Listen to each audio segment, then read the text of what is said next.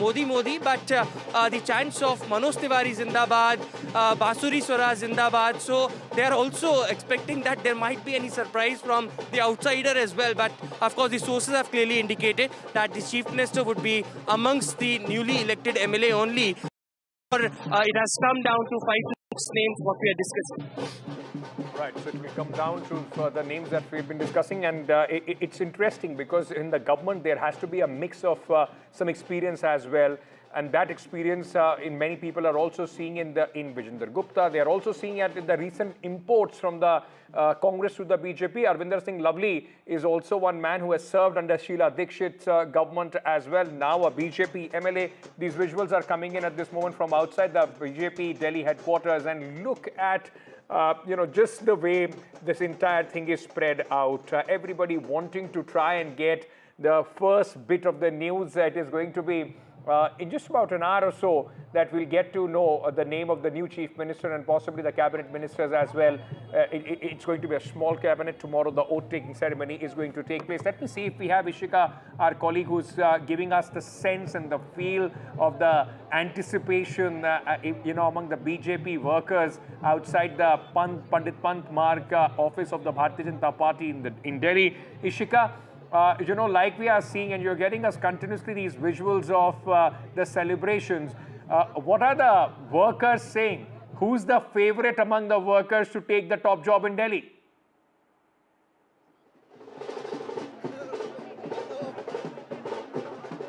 Well, yes, Ankit, certainly here what we are seeing here, let me take you first to the visuals and then we'll be speaking to the BJP Karyakartas here.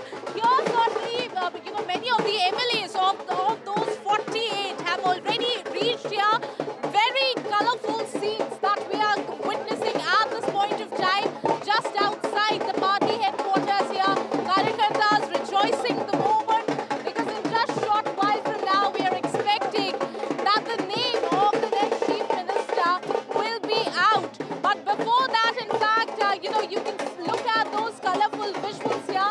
I'll also, in fact, go across, to some of the BJP कार्यकर्ता here. नाम तो आज तय होगा, लेकिन आप क्या चाहते हैं कि कौन बनेगा CM? पार्टी हाई कमान जिसको बनाएगी, हम लोग का स्वागत है। तमाम कार्यकर्ता स्वागत करेंगे। आपकी कोई पसंद नहीं है? हम लोग किसी को नहीं, हम लोग पार्टी के हाई कमान को सौंप दिए। हम लोग आपकी पसंद में कौन है CM? कमल का फूल, कमल का फूल। भाजपा कार्यकर्ता होगा जो भी और बहुत अच्छा नाम होगा, आपको भी अच्छा। कोई एक फेवरेट नहीं है, आज तो नाम का चलिए अनाउंसमेंट हो ही जाएगा। उससे पहले 48 के 48 फेवरेट है। So in fact, इसके अलावा भी हो सकता है, 48 के अलावा भी हो सकता है। 48 के अलावा भी कार्यकर्ता होगा 48। So even you see the Karyakartas here also are very smart. They are saying that their favorite is Kamal Ka Phool, the BJP's logo.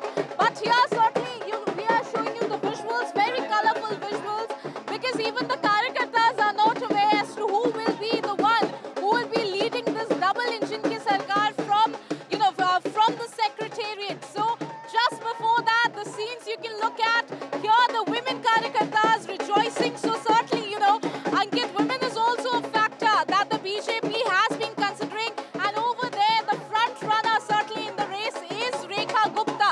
So today, will the BJP choose woman as their chief minister remains to be seen. But certainly you have another one, that is Parvesh Verma. We just heard the sound of some Karyakartas also raising slogans for Parvesh Verma. He hasn't arrived at the party headquarters here, but his supporters are already here.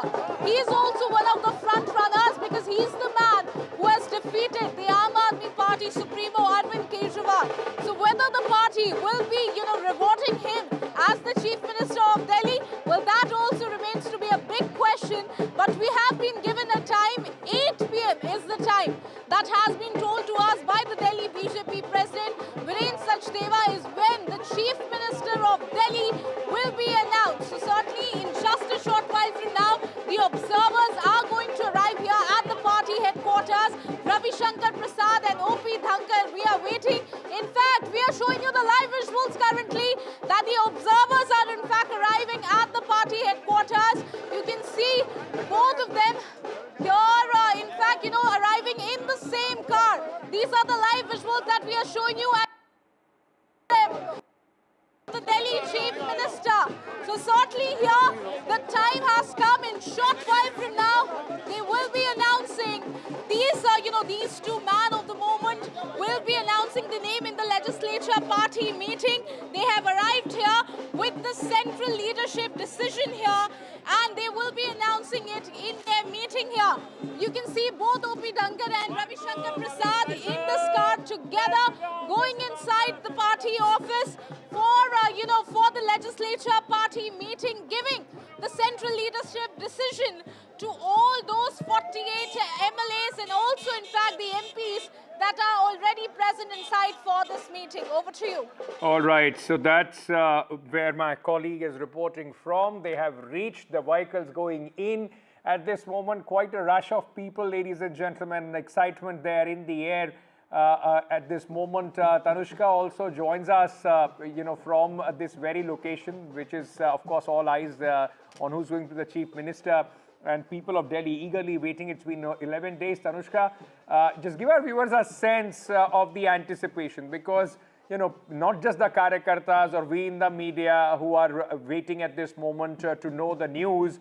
It is also the people of Delhi. The people of Delhi are waiting for the Chief Minister, for the government to take charge and begin the work and the promises to be fulfilled by the BJP. Right, precisely. It's been long wait of 27 years for the BJP to reign in the capital, and this is not just for, of course, the party leaders, the party itself, but also for the people of Delhi who have given in their mandate.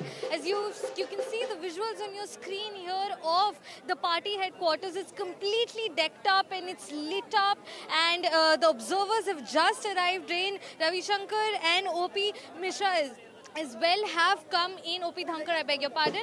And we are understanding that, the sense is that of high spirits at this point for sure. And the people have given in their mandate. For 11 long days, everyone has waited for the chief ministerial face. And BJP has kept up with this tradition of, this building this suspense about who will be the chief minister of Delhi. There have been names in the frame. Marathon meetings have been going on. We have also been speculating names, be it Rekha Gupta, the woman face, because the BJP has focused a lot on its women's scheme this time in its election campaigns. Be it Parvesh Verma, a lot of his supporters are present here at this point as well. He's been a very top political heavyweight after defeating Arvind Kejriwal and Sandeep Dixit. Be it Vijendra Gupta, the leader of opposition in the Delhi Legislative Assembly, or Jitendra Mahajan. And we're only a few hours shy of finally knowing who will be the Chief Minister of Delhi. 8 p.m. is the time that every citizen of Delhi is looking forward to. That's right. 8 p.m. is when people are looking forward to at this moment to know who's going to be the Chief Minister of the national capital, Delhi, where a lot of promises have been made by the BJP. I request all of you, Ishika, Tanushka, also Vasudha and Aishwarya, along with Amitabh Tiwari, I request you all to stay on with me. This is going to be our top focus, ladies and gentlemen. We are coming back after a short break. Stay tuned.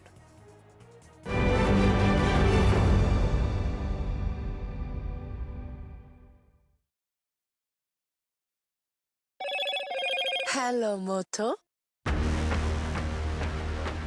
Motorola Edge 50 Pro, world's first AI-powered pro-grade camera.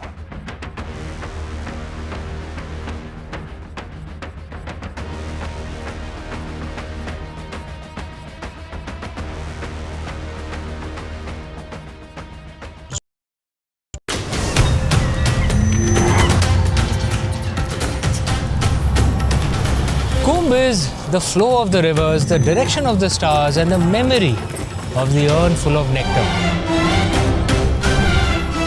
I'm here to tell you the story of Kumbh. Watch Mahakumbh Tales with me, Amish Tripathi, only on NDTV.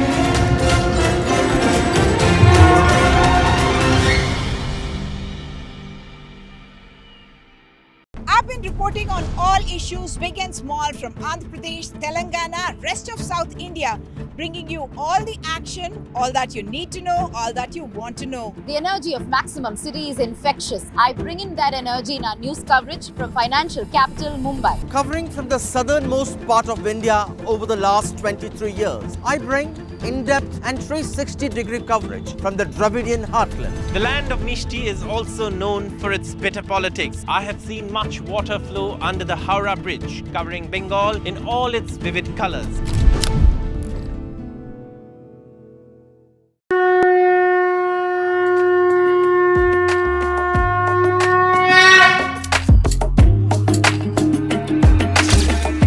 Mahakumbh, the festival of faith, the world's biggest spiritual festival, the divine dip at the spiritual Sangam, a sacred confluence of faith, culture and heritage. NDTV's mega coverage of the Mega Fest. NDTV at Mahakumbh 2025.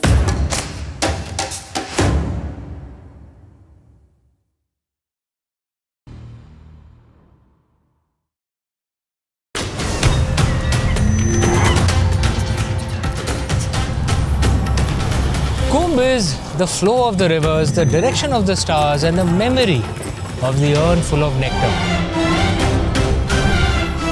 I'm here to tell you the story of Kumbh. Watch Mahakumbh Tales with me, Amish Tripathi, only on NDTV.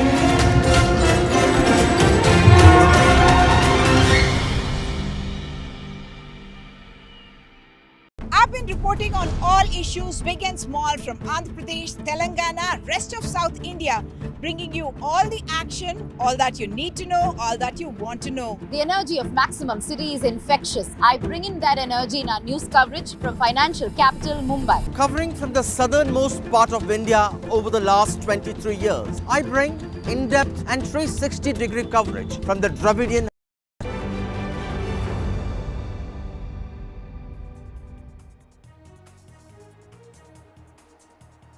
Welcome back, ladies and gentlemen. Our continuous coverage of the Delhi's big decision now, all in the hands of the 48 legislators to choose the chief minister for the national capital for the next 5 years, along with the cabinet, which is going to, in fact, take the progress of Delhi and the work promised by the BJP forward.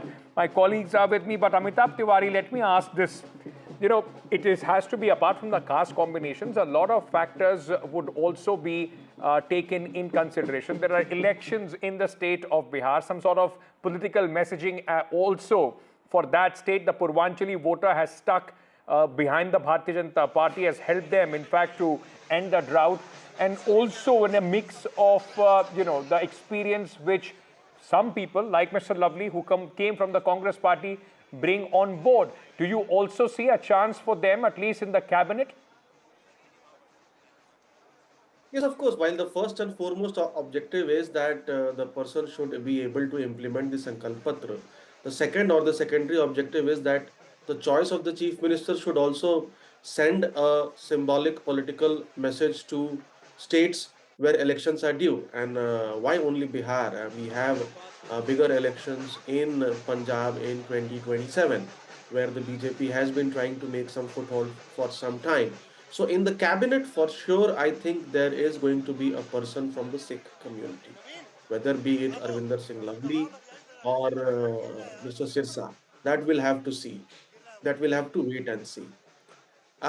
It could be, the CM could also be from the Punjabi Khatri community, because again, that's a message, a good positive message will be sent to the Punjabi Hindu community in Punjab, because BJP even has struggled to get their support in Punjab. Correct? It's the number 3 or the 4 party still on. In Bihar, I would say one person could be from the Purvanchali community for sure, because they were original supporters of the Congress and then Aam Aadmi Party, and have backed the BJP in large numbers in this election.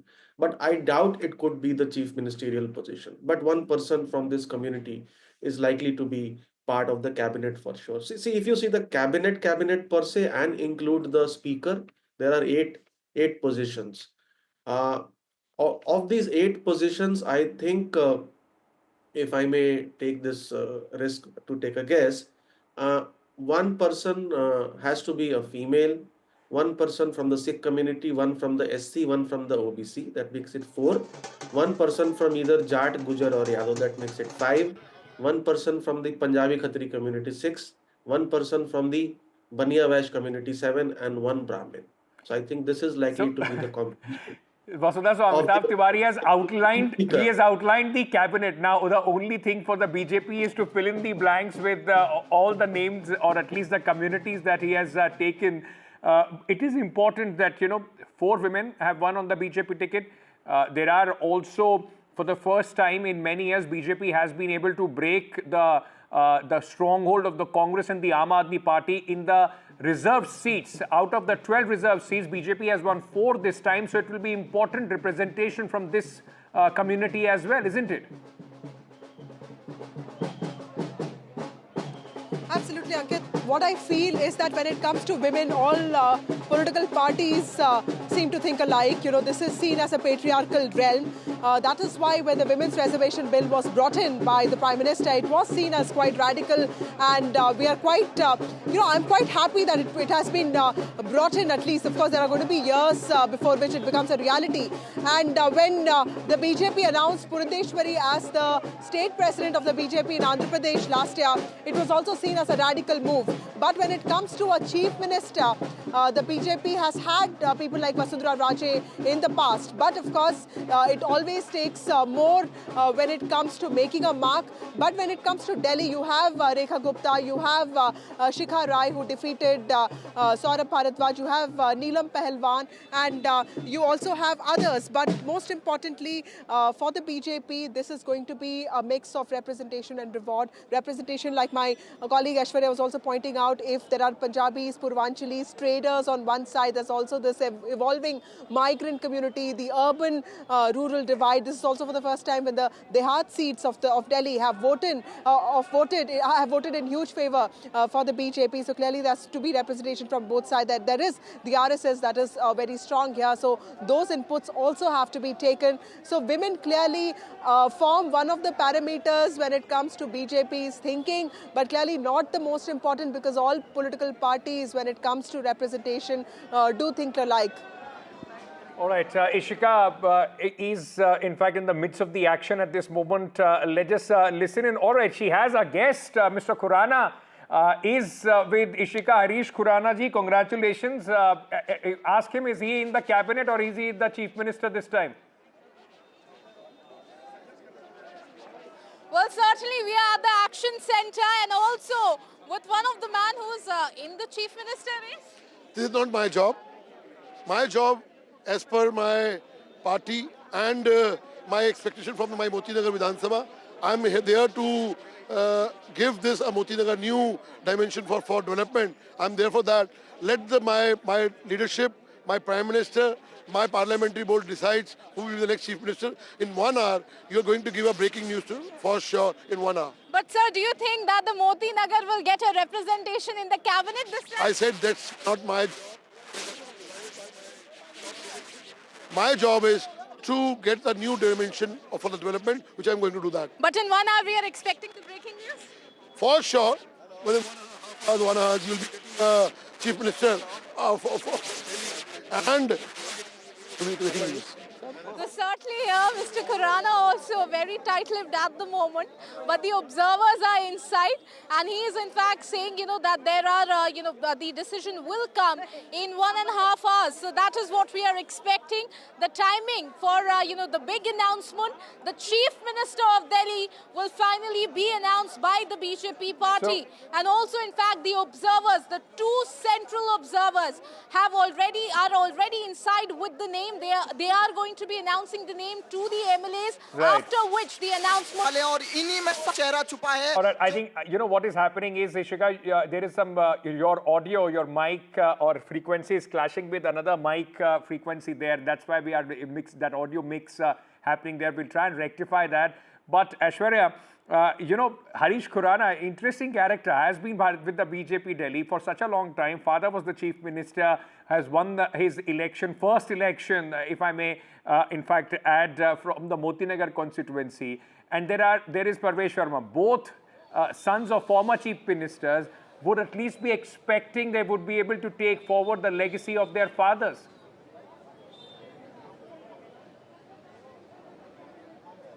Well, certainly, and Harish Khurana also faced the controversy just before the elections that were held in Delhi. Video was leaked out, and certainly he faced huge criticism, but still managed to win that particular seat. Parvesh Verma, again son of a chief minister, Harish Khurana, son of a former chief minister of Delhi, and both looking very keenly, because as you rightly mentioned that there are surprises that BJP always throw, and this time as well, anyone from 48 of the newly elected MLAs, there could be a surprise, or their name can be in that cabinet berth, or the chief minister from those MLAs as well. So anything can happen. We have to wait for at least 1 hour or so. But most of the MLAs that we were trying to speak to till yesterday, they were quite relentless. They were quite silent, and they do not want to talk much. It is just Viren Sachdeva who is speaking and giving sound bites to the media as far as what the kind of preparation that the Bharatiya Janata Party is doing, how the entire process works around. And after 8 p.m., when the announcement will happen, what we are also getting to understand is that the leaders will leave from the BJP state headquarters, Ankit, and directly head towards the LG House to stake the claim of the government. And then, of course, tomorrow is the big celebrations. But both Vasudha and Aishwarya will concur at the fact that, at this moment, possibly barring the top three in the BJP, nobody else knows what's happening and who's going to be the chief minister. So everybody can keep their bets in their pockets. So you don't know. Nobody knows exactly what is going on there as far as the top leadership is concerned. I'm just coming back. We are slipping into a short break. This is our continuous coverage. My colleagues from the ground bringing you all the latest details, a 360-degree view, ladies and gentlemen, of what's happening in the national capital. Who is going to celebrate, have a dance at these tunes that the people of Delhi have, in fact, given the Bharatiya Janata Party with this mandate. We are coming back. Stay tuned.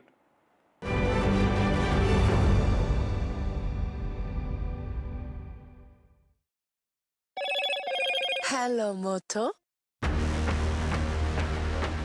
Motorola Edge 50 Pro, world's first AI-powered pro-grade camera.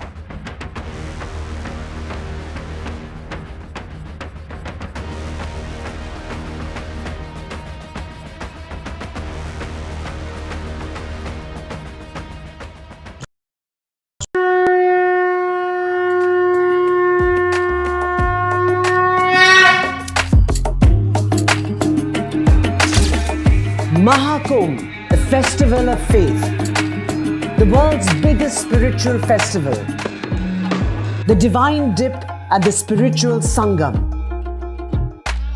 a sacred confluence of faith, culture and heritage. NDTV's mega coverage of the Mega Fest. NDTV at Mahakumbh 2025.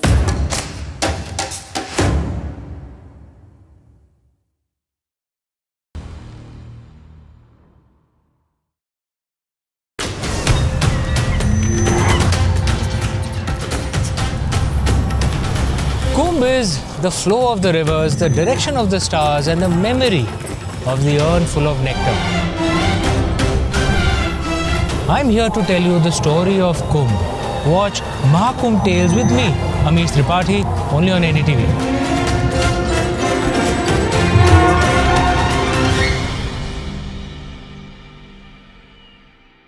I've been reporting on all issues, big and small, from Andhra Pradesh, Telangana, rest of South India, bringing you all the action, all that you need to know, all that you want to know. The energy of Maximum City is infectious. I bring in that energy in our news coverage from financial capital Mumbai. Covering from the southernmost part of India over the last 23 years, I bring in-depth and 360-degree coverage from the Dravidian heartland. The land of Mishti is also known for its bitter politics. I have seen much water flow under the Howrah Bridge, covering Bengal in all its vivid colors.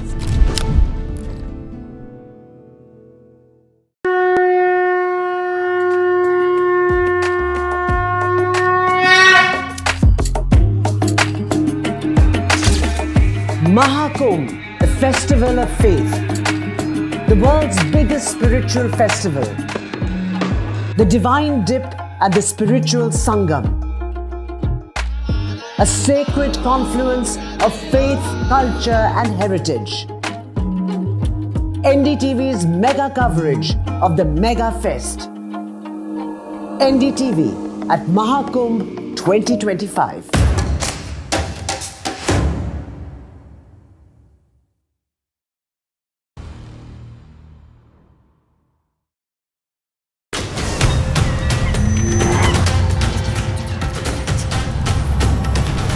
Kumbh is the flow of the rivers, the direction of the stars, and the memory of the urn full of nectar. I'm here to tell you the story of Kumbh.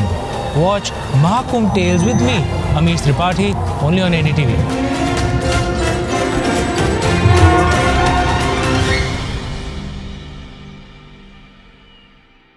I've been reporting on all issues big and small from Andhra Pradesh, Telangana, rest of South India, bringing you all the action, all that you need to know, all that you want to know. The energy of Maximum City is infectious. I bring in that energy in our news coverage from financial capital Mumbai. Covering from the southernmost part of India over the last 23 years, I bring in-depth and 360-degree coverage from the Dravidian heartland. The land of Mishti is also known for its bitter politics. I have seen much water flow under the Howrah Bridge, covering Bengal in all its vivid colors.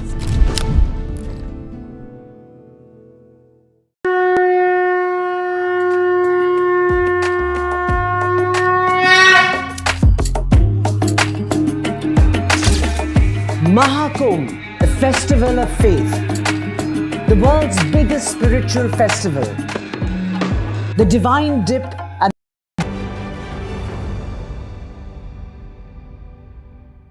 So a lot is happening in the national capital. All eyes at the Pandit Pant Marg, where the BJP Delhi headquarters and the meeting is just about to begin of the 48 MLAs to decide the legislative party leader, hence the chief minister. Now, Amitabh Tiwari, let me ask you this. While the celebrations are going on, we are talking about the party, the combinations, but Delhi is also going to be a challenge as far as the BJP is concerned. Yes, they would have much more support of the central government than the previous government did. What are the key challenges that you see the incoming government to take on? The key challenges, of course, from the political side is that the Aam Aadmi Party still has a 40% plus vote share, and they have 22 MLAs in the assembly, plus they still retain the control of the MCD. So there will be political opposition because Aam Aadmi Party is known for its street protests and the protest politics. So there will be political opposition which the BJP will face. Second is the multiplicity of agencies which Delhi has. So now we have two layers of government, the central and the state with the BJP, and one with the Aam Aadmi Party. Will have mayor elections and we'll have to see how the situation pans out there. So the municipality with the Aam Aadmi Party does pose challenges because the civic issues still are under the control of the Aam Aadmi Party. Now, the party has also promised to solve some long pending issues like air pollution and cleaning of the Yamuna, which are not easy issues to solve. And there are multiple states which are involved in the cleaning of the Yamuna, as well as the solving the air pollution issues. So coordination between all these states, and interestingly, with respect to air pollution, the BJP government will have to deal with the AAP government in Punjab because a lot of pollution comes from there allegedly. So it's going to be a challenge because they have promised a lot of stuff, including the continuation of the scheme. So there is a fiscal challenge also. We've seen the debt of the Delhi increasing from almost 2,000 10,000 crores in the past. For the first time in 31 years, we have also seen that the GDP to the debt ratio of the government of Delhi, in fact, going in negative 4% is what we've been told is the debt at this moment. But let me very quickly at this moment tell our viewers what we are learning in the inside scoop, ladies and gentlemen, of the government formation in the national capital. Sources are telling my colleague Maria Shakil that there is not going to be any deputy chief minister as far as Delhi is concerned. This is important information coming in. It is going to be chief minister plus 6 ministers, and the oath-taking ceremony is of course going to take place tomorrow. Then there will be a post of the speaker, which can be decided later. The pro tem speaker will in fact manage the oath-taking ceremony, and then of course the selection of the speaker is going to take place. Let me very quickly go across at this moment to my colleague Ishika, who is joining us at this moment. Ishika, more details coming in. No deputy chief minister. It's going to be CM plus 6, unlike the Arvind Kejriwal government.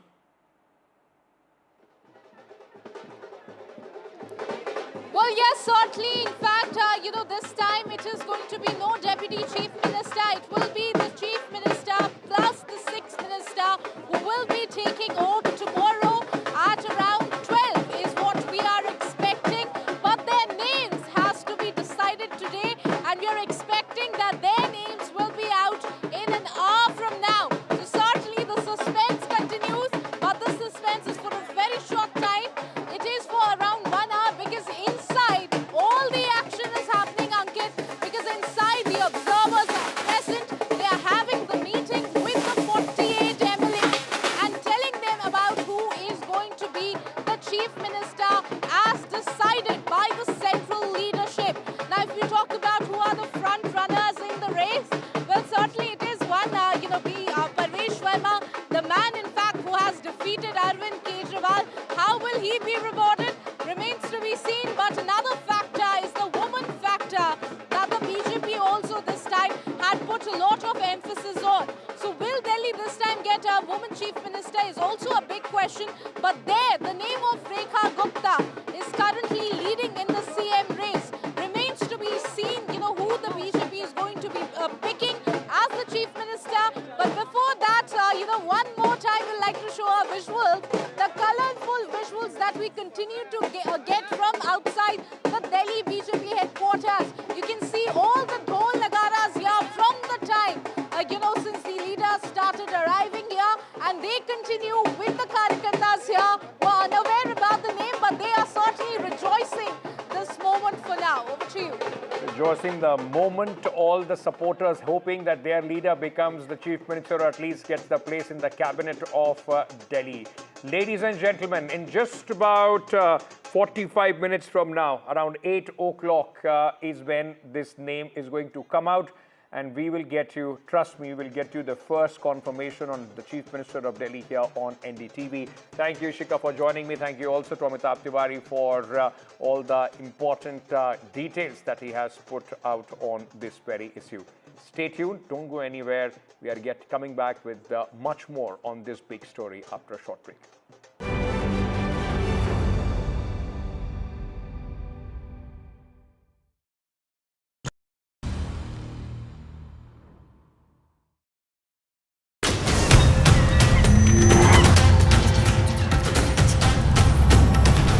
Kumbh is the flow of the rivers, the direction of the stars, and the memory of the urn full of nectar. I'm here to tell you the story of Kumbh.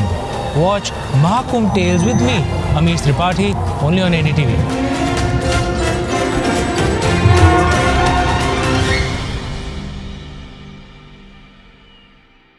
I've been reporting on all issues, big and small, from Andhra Pradesh, Telangana, rest of South India, bringing you all the action, all that you need to know, all that you want to know. The energy of Maximum City is infectious. I bring in that energy in our news coverage from financial capital Mumbai. Covering from the southernmost part of India over the last 23 years, I bring in-depth and 360-degree coverage from the Dravidian heartland. The land of Mishti is also known for its bitter politics. I have seen much water flow under the Howrah Bridge, covering Bengal in all its vivid colors.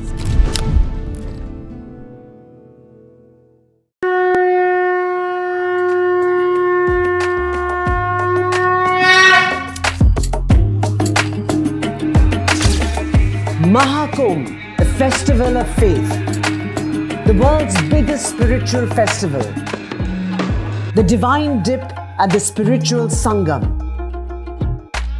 a sacred confluence of faith, culture and heritage. NDTV's mega coverage of the Mega Fest. NDTV at Mahakumbh 2025.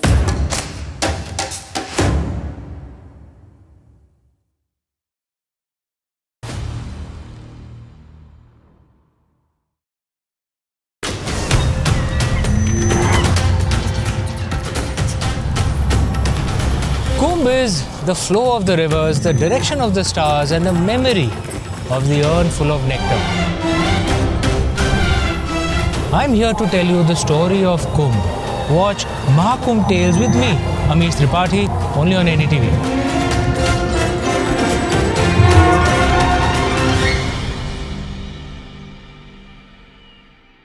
I've been reporting on all issues big and small from Andhra Pradesh, Telangana, rest of South India, bringing you all the action, all that you need to know, all that you want to know. The energy of Maximum City is infectious. I bring in that energy in our news coverage from financial capital Mumbai. Covering from the southernmost part of India over the last 23 years, I bring in-depth and 360-degree coverage from the Dravidian heartland. The land of Mishti is also known for its bitter politics. I have seen much water flow under the Howrah Bridge, covering Bengal in all its vivid colors.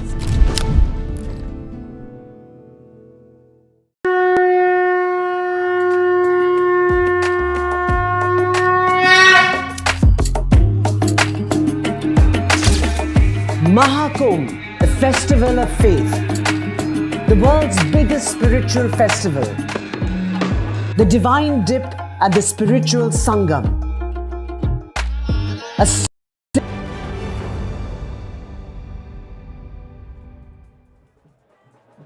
Good evening, ladies and gentlemen. You are watching NDTV. My colleague Aishwarya and I come to you live from outside the Delhi BJP office on Pandit Pant Marg. It's a special day for the BJP, 10 days after the party stormed back to power, ending its electoral vanvas exile of 27 long years. The party is all set to name its chief minister for Delhi, somebody who will decide the future for the capital of India. We're getting you celebrations, visuals, voices from the state office here. All the MLAs of the BJP have arrived, and they are in fact being welcomed by rows each. In fact, Parvesh Verma, the giant killer of this election who defeated Arvind Kejriwal, the supremo of Aam Aadmi Party, has also arrived long back.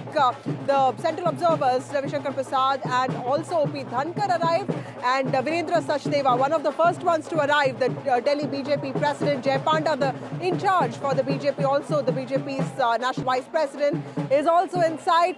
In a few minutes from now, we are all set to know who the chief minister of Delhi is going to be. Remember, this is a historic moment for the BJP, having come to power in Delhi after 27 long years of struggle. But more importantly, who is going to be the chief minister? Is it going to be a combination of representation and reward, or is it going to be a surprise altogether? Well, doles are not stopping over here at BJP state headquarters as the newly elected MLAs are arriving one after other. But it was Parvesh Verma, louder sound that I heard when Parvesh Verma arrived at the BJP state headquarters, and all the newly elected MLAs already arriving over here as well.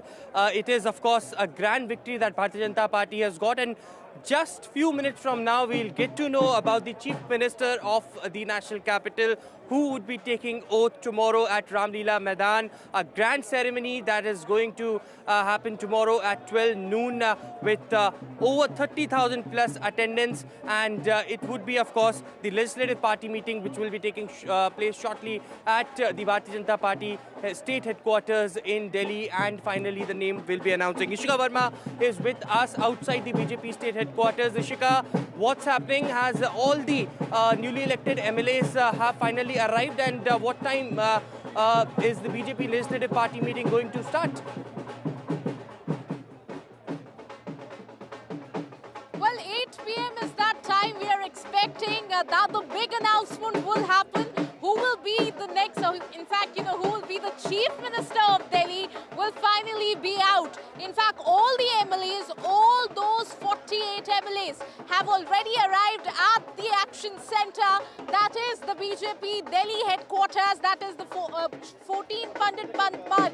And there, in fact, inside are also present the two central observers that have been appointed today, Ravi Shankar Prasad and O.P. Dhankar, who have with them the name of the Chief Minister that has been approved by the center leadership. So certainly, in just a short while from now, we are expecting that, in fact, the curtains will be up on that name. But before that, as you rightly mentioned, we are at the action center and the dhol nagaras are not stopping. So the celebration mood is on. Certainly, you can see all those karyakartas here rejoicing at the moment, while in fact all the leaders are inside waiting for the name to be out. But there are certainly names, in the front runners list. There is also Parvesh Verma, also Rekha Gupta. There can be also a Banya face as well, is what we are, hearing as per the party sources. But who will finally be the Chief Minister remains to be seen. So here, in fact, we are expecting that, in fact, in just a short while from now, the name will be out. But here, Negi, in fact, who has defeated Awadh Ocha, has also just arrived at the party Delhi BJP office headquarters. So in just a while from now, Ashwarya, we are expecting the name will be out. But amidst all that, the celebration here at the Delhi BJP office is certainly not stopping. Over to you. Thank you, Ishika. So the name of Delhi's Chief Minister, Delhi's BJP Chief Minister is going to be announced anytime soon. Remember, this man or woman is going to be very important for the future of our capital. But this is a meeting not of consensus, but of celebration. Most importantly, there are many names that are doing rounds. Remember, it's going to be a balancing act between reward, representation, and a figure that will emerge as somebody who knows how to maintain the trust of the BJP leadership, also knows how to take people along. Is it going to be Parvesh Verma, the giant killer who needs to be rewarded, or is it going to be Vijayendra Gupta, who is probably one of the senior most MLAs of the BJP, or is it going to be somebody else? Well, we'll get to know all of that in a bit. Zainab Sikandar, political analyst, joins us now. Zainab, what is your quick sense on what are the top three qualities that the BJP leadership would be looking at this person all set to helm the government of Delhi, because Delhi is a city-state. There are many power centers here. Somebody who gets this responsibility has to work with the LG and most importantly also has to reshape the future of Delhi BJP. What do you think are the primary three characteristics the BJP leadership will be looking for in this person? I think one of the first qualities that will fit very well right now, where Delhi is at, is someone who can, bring in governance, somebody who has a good track record from before. That's a must because, from where the BJP will be picking up from, they have a lot to prove because, don't forget, we have a lot of sitting MLAs of our also in the Vidhan Sabha this time. So there will be a lot of questioning done, there will be a lot of confrontations that will happen. So the first and foremost thing is someone who has a good track record, who can prove that they can give governance. I think the second thing that, I think the BJP would like to, have in the CM face of Delhi is someone who, seems to be progressive, someone who looks internationally very good, because don't forget, Delhi is the capital of India, and, whenever anything big happens, Delhi is at the center stage. So they would want, whoever is spearheading this union territory should be, someone who internationally also looks, very, sort of progressive, someone, who's out there, a good leader, who can represent the nation, the capital of the nation. And I think the third quality that BJP will look for is someone who can actually perform and can bring BJP back and keep all the MLAs and the clout together. That's a very important quality, that the person who they choose should also be popular among the MLAs of BJP and can make BJP stronger. Don't forget, BJP has come back after 27 years and, whoever will now take the leadership of BJP in Delhi will be someone very significant, So I think these are the three qualities that BJP will want to go in for. There is a fourth quality that I want to put in, but this is like a big guess from my side. And that will be that I think BJP will try and, put a female face in front. I mean, I'm not trying to suggest that it is Rekha Gupta ji, but I really have a gut feeling that they would want to put a female face in front because, for some divine reason, I feel Delhi has always, for some divine reason, a female face has always come in front, even when it's most unlikely. For example, what happened in the last term, it was so unlikely, for anyone to replace Arvind Kejriwal. But look, Atishi just came and, she became the CM. So Delhi has had this tradition of having female faces. So maybe that's a quality that, probably will be something that BJP will go in for. Absolutely, a mix of a combination that we are expecting. The administrator who has that experience and also someone who can coordinate with the central leadership as well. What we've been told is the BJP legislative meeting, the all-important meeting that will choose and pick the chief minister for Delhi has begun at the BJP state headquarters. And what we are also being told is that BJP MP Manoj Tiwari has been speaking. Let's listen in. इंतजार कर लेते हैं थोड़ा देर। आपको लगता है कि कोई फीमेल मुख्यमंत्री मिलेंगी इस बार दिल्ली को? नमस्ते नमस्ते। ये कह रही है जय श्री राम। कुछ तो बताइए। जो कुछ भी होगा बहुत थोड़ी देर में आप सबके सामने होगा। आपके नाम को लोग कह रहे हैं। जनता चाहती है कि आप मुख्यमंत्री बने दिल्ली के। अच्छा निर्णय होगा, हम अच्छा निर्णय करके दे रहे हैं। क्या कुछ कहेंगे? विधायक दल की बैठक भी मुश्किल हो रही है, कौन होगा मुख्यमंत्री अगला? अभी पता चलेगा। फिर भी भैया बस विश्वास रखें, अच्छा होगा। क्या पूर्वांचल का चेहरा हो सकता है दिल्ली में? भैया भारत गौरव मनोज तिवारी जिंदाबाद। चल ले।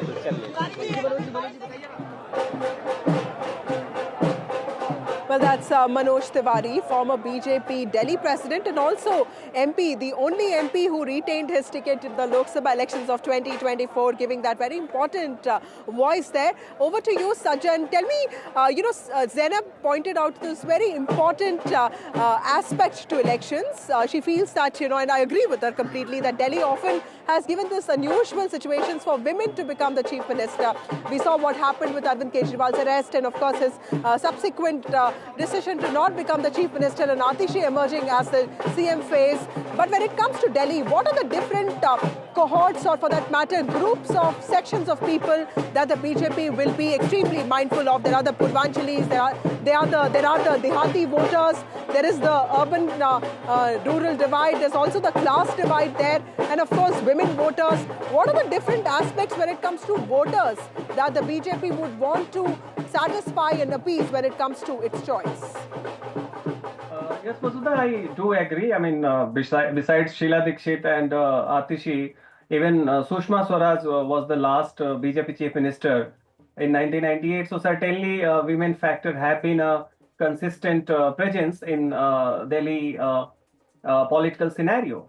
What factors would be therein? Certainly BJP would be very careful, extremely careful of retaining the lower middle class and poor segment support base which it got this time, because this was something that was keeping the BJP out of power in assembly elections since the 1998. Now the question is, do you need a CM face, to win over and hold on to that support base? I mean, not necessarily, because mind it, when it comes to the women vote support, be it Madhya Pradesh or Maharashtra, we have seen that even if you are not a woman face, the male chief ministers, be it Shivraj Singh Chauhan or Eknath Shinde, they have delivered. So has been the case of Nitish Kumar. Mamata Banerjee, of course, is an exception, but in Odisha also. So not necessarily we should assume that in order to kind of entrench the support of the poor segment, women, lower middle class, Purvanchalis, you need to have the CM face. Of course, these factors will be crucial when the ministries are being formed. This is one. Two, since this mandate is about governance and aspiration, and therefore BJP would be looking for a couple of attributes. One would be that somebody should be having some experience in governance, not necessarily as a ruling party in Delhi, but even in MCD and lots many other forums. Two, the person has to deliver to the tectonic aspiration wherein the landscape of Delhi should change, and therefore someone should also be having a technocratic mindset of a quick decision maker. And three, it also needs the mandate is a rainbow mandate coming from different demographies. So the person should also have the knack to carry everyone along, should not be excluding other sections. So that is why, yes, lots many factors would be considered, taken into cognizance, but to do that, you do not need to have a CM face, because those factors can be taken into consideration effectively by continuing better schemes, by accommodating faces into the ministry. But as far as the CM face is concerned, mind it, it is going to be a triple engine, because now you have the central government, you have the state government, you are going to have the LG factor all in sync. Right. And if in the coming MCD election, if BJP also repeats its victory spree, BJP will have everything intact, and therefore the CM phase should be a mix of technocratic, organizational and experiential attributes all packaged into one. You know, Sachin, the minute we have come, since the time we have come here and we've started reporting on this, every worker here has been telling us that it is the BJP that will be the Mukhya Mantri. So clearly making a point here that it is the Prime Minister who has the first and the last word when it comes to selection of Chief Ministers with regard to any state, specifically when it comes to Delhi, because Delhi's victory is a lot about central leadership driving the state unit to come out of its hubris, making those changes, starting with 2024 Lok Sabha elections and driving through these reforms, taking all those corrective action, making it a force to reckon with, and eventually defeating the Aam Aadmi Party. Aishwarya, to wrap up for our viewers, tell us what really is happening inside this room, because this is probably the most important meeting to decide the future of Delhi. Well, certainly the Legislative Party meeting that is scheduled here at the state BJP headquarters, that will pick up that name who we are all waiting for last 11 days after the election results came out, and Bharatiya Janata Party got a huge mandate of 48 seats. Certainly this is very important because the observers had also been sent by the parliamentary board meeting today. In the afternoon, it was Mr. Ravi Shankar Prasad and O.P. Dhankar who were appointed as the observers, one Purvanchali face and the other Jat face. Both the communities voted for the Bharatiya Janata Party heavily this time in the elections as well. Let's go directly to Ishika, who is reporting for us from outside the BJP state headquarters, where all the action is unfolding, and I can still see Dhol Nagara been buzzing over here. Shika, what's happening as the BJP Legislative Party meeting has begun, because the clock is ticking. Virendra Sachdeva already has announced that 8 p.m. is the time that we will get to know the new Chief Minister of Delhi. It's past 7:15 now. Has the meeting begun?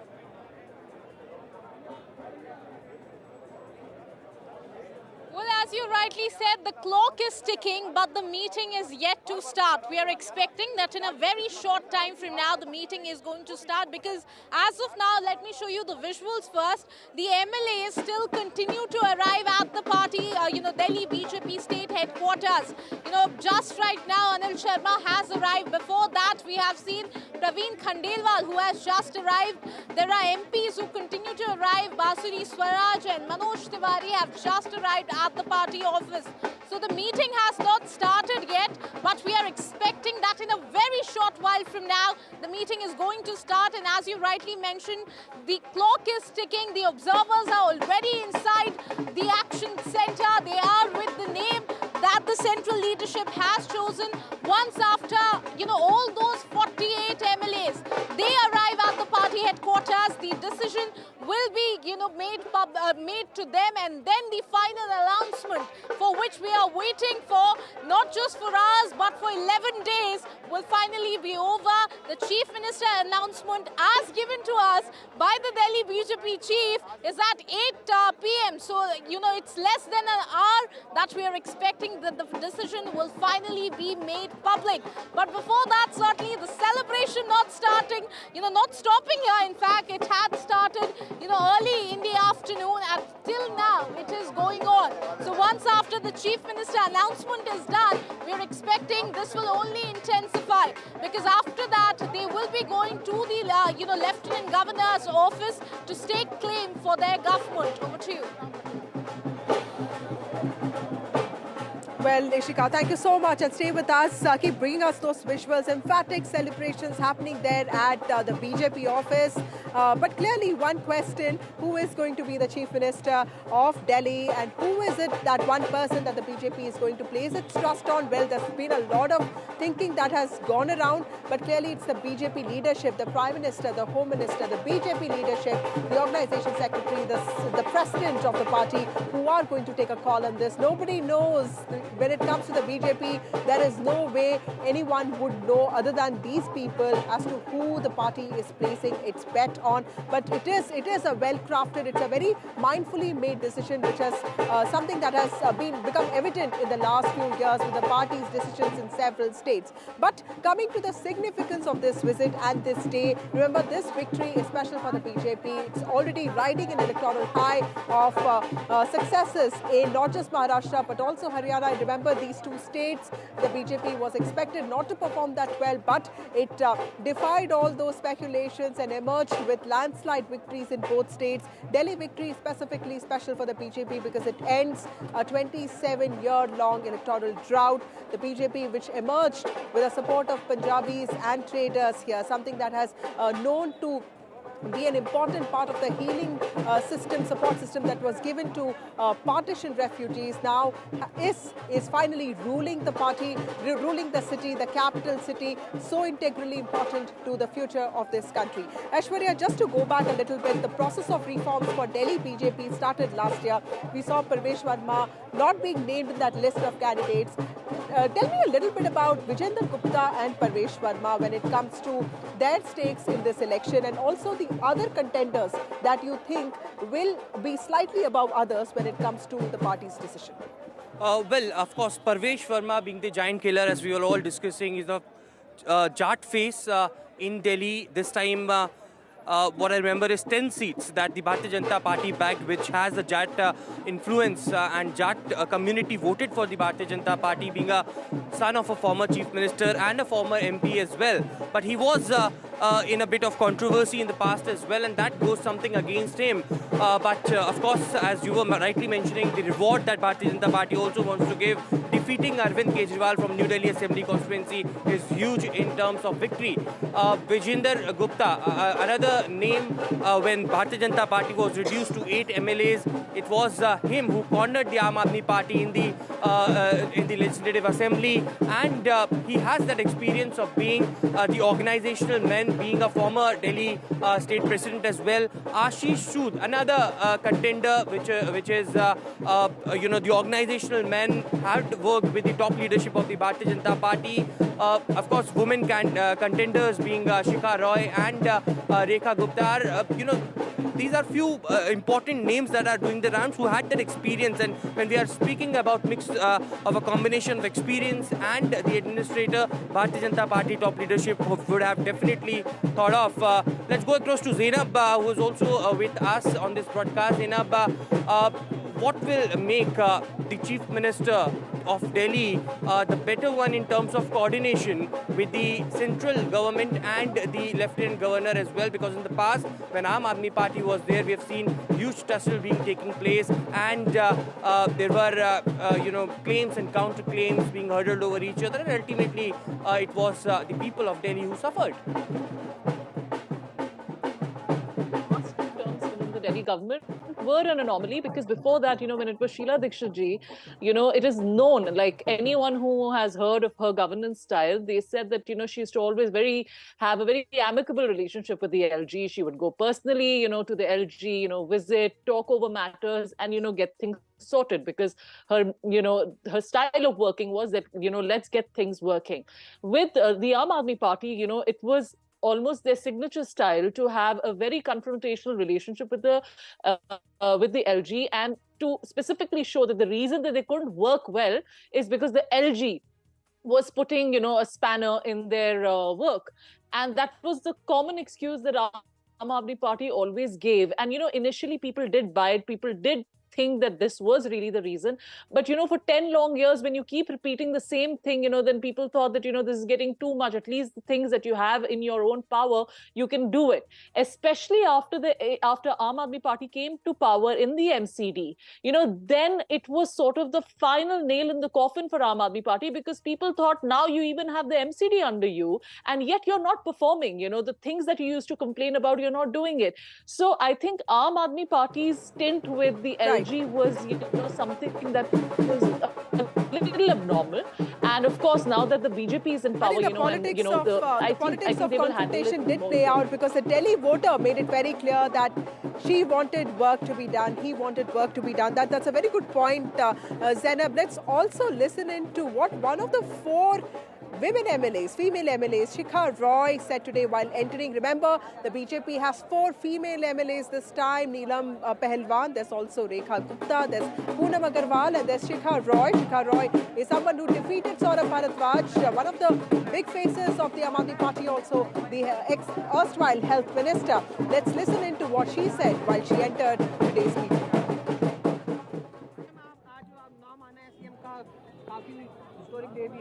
जी, हमारी party का नेतृत्व सर्वश्रेष्ठ निर्णय करना जानता है और वो सर्वश्रेष्ठ निर्णय ही होगा और हम सब एक टीम के रूप में दिल्ली का संकल्प पूरा करेंगे। क्या एक महिला मुख्यमंत्री होनी चाहिए दिल्ली में? हमारी पार्टी का निर्णय सर्वश्रेष्ठ होता है। मैंने कहा जो निर्णय होगा हम सब कंधे से कंधा मिलाकर पूरी टीम दिल्ली का संकल्प पूरा करेंगे।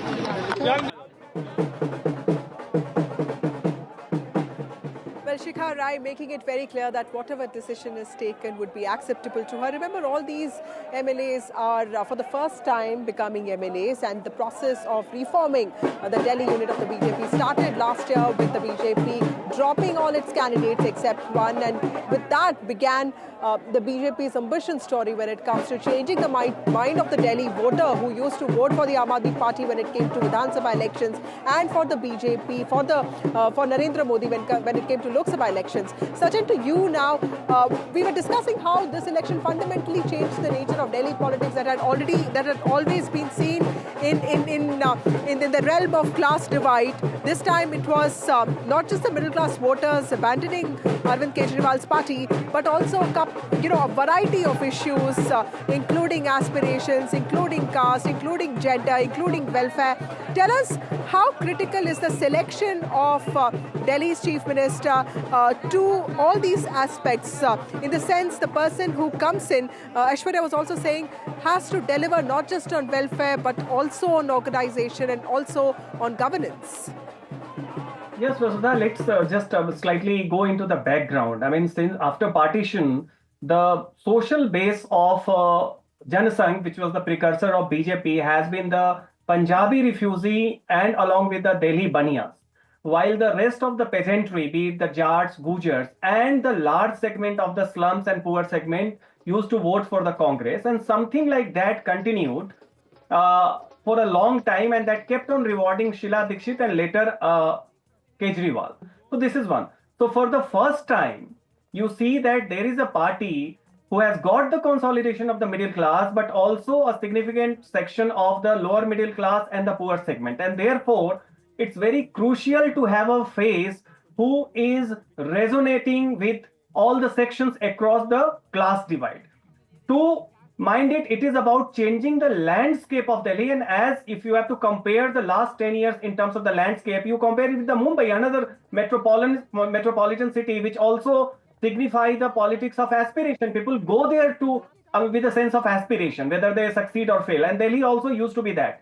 In the last 10 years, while Aam Aadmi Party did certain good work, but it was more around the popular policies catering to the poor segment. So therefore, changing the landscape of Delhi by big infrastructural changes is something, and that is why I said you need someone with a technocratic mindset, not a technocrat, but who shares that mind. Like you have Nitin Gadkari, you have but side by side, for the first time, BJP is careful to consolidate the slippery vote which has always been eluding the party in the assembly elections. And that is the poor segment. And therefore, you also need someone who has the ability to feel represented to the poor segments also, and who also have a sense of empathy to the welfare schemes. And that is why these are two opposite ends. One, politics of aspiration needs a fiscal discipline, more expenditure on the infrastructure, while the politics of freebies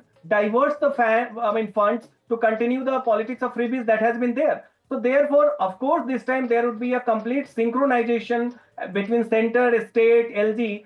But nevertheless, you need a leader who has the ability to carry everyone along, and as well as who has the vision to implement the kind of tectonic changes in the landscape of Delhi, in infrastructure of Delhi, that the middle class aspired for. So therefore, the leader, that is the CM, is extremely crucial, because mind it, politics of confrontation and the blame game that AAP started signifying, has to be abandoned.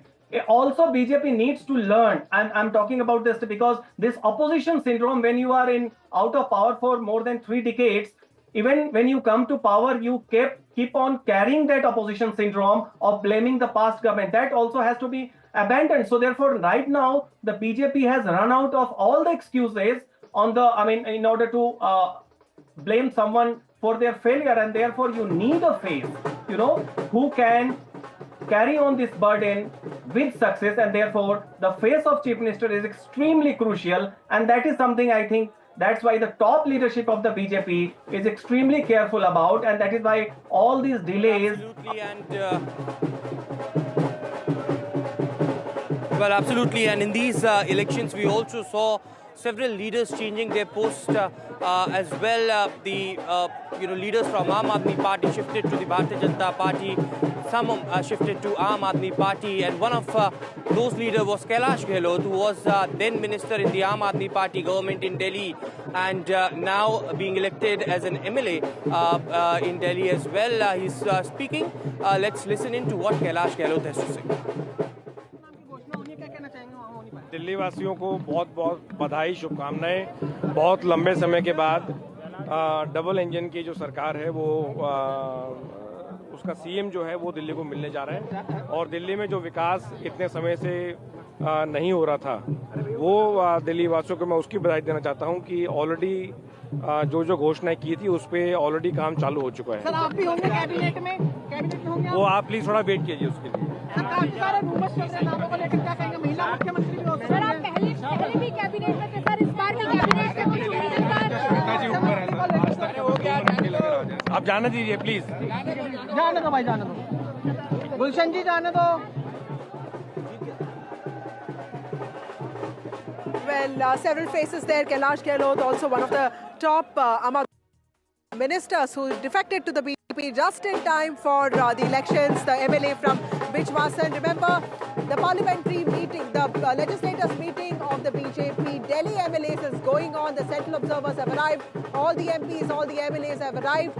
And of course, the toss-up is going to be amongst a lot of names. Who is going to be the Chief Minister of Delhi? There is, of course, Vijayendra Gupta, one of the senior most MLAs of the BJP, somebody who used to win his seat, Rohini, for the BJP, even when the Aam Aadmi Party would sweep. There's also Pravesh Verma, who deserves a reward for defeating Aam Aadmi Party chief Arvind Kejriwal. There's Rekha Gupta, the MLA from Shalimar Bagh, also the female face of the BJP, somebody very important to the organization here. There is Satish Upadhyay, also an old war horse, somebody who has served as also the BJP president of New Delhi. Aishwarya, to you now. Tell us a little bit about each of these candidates, because now it's closing in. Clearly, some of them are visible to us. Some of these names are, of course, contenders. who are the names that we can expect at least to be on the drawing board for the leaders to make a call on? Well, there are many, as earlier we were also discussing 48 newly elected MLAs, and there could be possibility of any of them, to be precise, because in the past as well, BJP has a history of throwing the surprise. We have seen in Madhya Pradesh, in Rajasthan, in Chhattisgarh, names arriving who people never thought of that they would become a chief minister or a deputy chief minister, but BJP has done that in the past, and in Delhi something possible can happen as well. But it is, of course, the 6 to 7 names that are doing their rounds. A lot of other newly elected MLAs have that potential that BJP thinks as well, who can be pitched in and can be accommodated in the Delhi cabinet is what we are also picking up. And certainly as the newly elected MLAs are one by one arriving over here, 8 p.m. is the time that we are all waiting for. But certainly after this, as we've been told, there would be a photo of opportunity because the MPs from Delhi has also now been arrived at the BJP state headquarters where the legislative party meeting is underway, and there would be a grand photo of opportunity that will happen. A photo will come out, a leader will be elected, that the name will be communicated by the observers, and certainly therefore they will be heading to the LG house, and tomorrow at 12 noon all eyes would be on that oath-taking ceremony. The grand swearing-in ceremony, that's all set to take place tomorrow at noon, and Aishwarya and I will be tracking that very closely. Zainab, to you first. You talked about the ability of some people to take others along, and that being key feature to the selection of the chief minister. When it comes to a toss-up between, hypothetically, say, Parvesh Verma or Vijender Gupta, played a very important role in the organization. There's only someone like Parvesh Verma who needs that kind of reward, who deserves that kind of reward for defeating Arvind Kejriwal. Where do you think the party would be sort of like, where do you think it will be who do you think it will be siding with? Because this is an important balance that the party would have to make, and this decision would also impact not just the future of governance in Delhi, but its own prospects, the party's own prospects when it comes to the capital.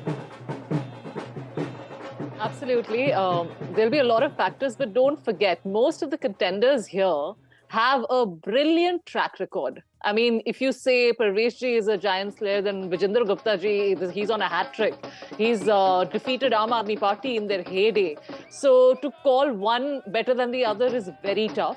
For example, Rekha Gupta ji also, she's been in politics from Dusu time. She has been doing politics and winning for, winning the President Dusu election since so long. So they have all a brilliant track record, the top contenders, and they all have their USPs. Now, it has to be seen where BJP thinks that, the maximum benefit will lie for them.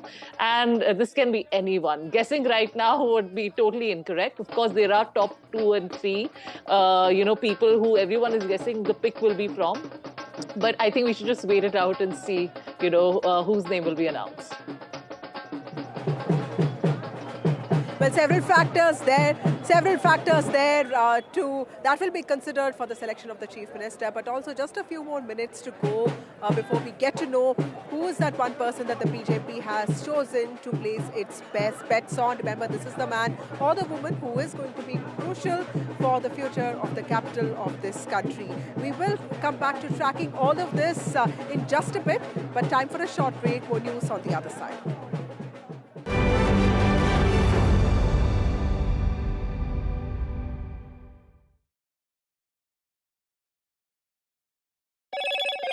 Hello, Moto. Motorola Edge 50 Pro, world's first AI-powered pro-grade camera.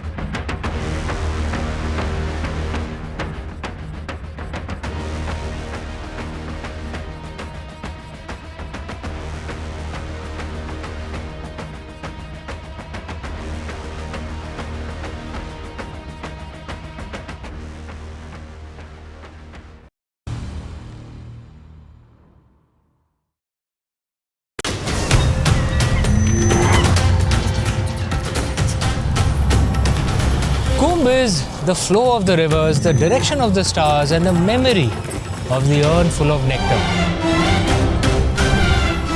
I'm here to tell you the story of Kumbh. Watch Mahakumbh Tales with me, Amish Tripathi, only on NDTV.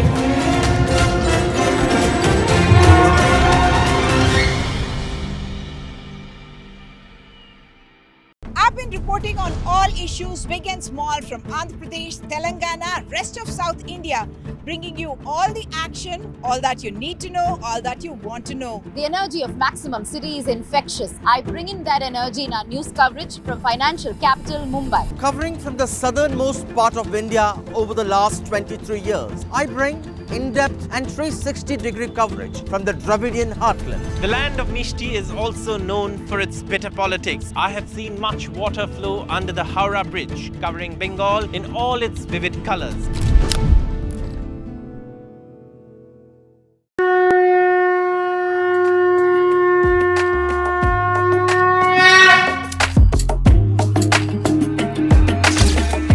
Mahakumbh, the festival of faith, the world's biggest spiritual festival, the divine dip at the spiritual Sangam, a sacred confluence of faith, culture and heritage. NDTV's mega coverage of the Mega Fest. NDTV at Mahakumbh 2025.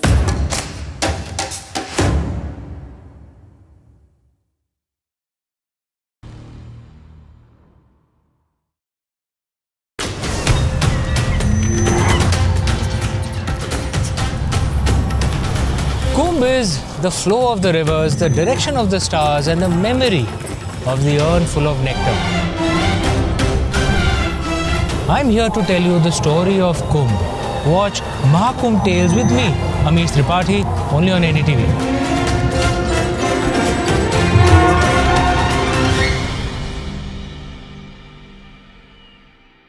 I've been reporting on all issues big and small from Andhra Pradesh, Telangana, rest of South India, bringing you all the action, all that you need to know, all that you want to know. The energy of Maximum City is infectious. I bring in that energy in our news coverage from financial capital Mumbai. Covering from the southernmost part of India over the last 23 years, I bring in-depth and 360-degree coverage from the Dravidian heartland. The land of Mishti is also known for its bitter politics. I have seen much water flow under the Howrah Bridge, covering Bengal in all its vivid colors.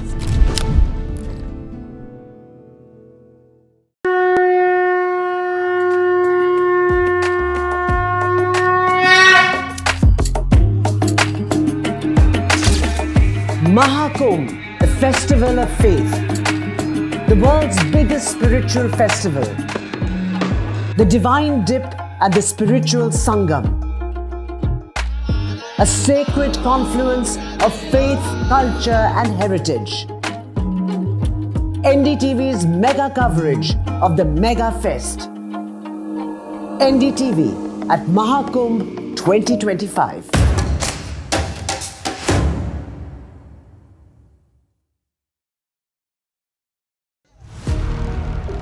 Big budget day. Big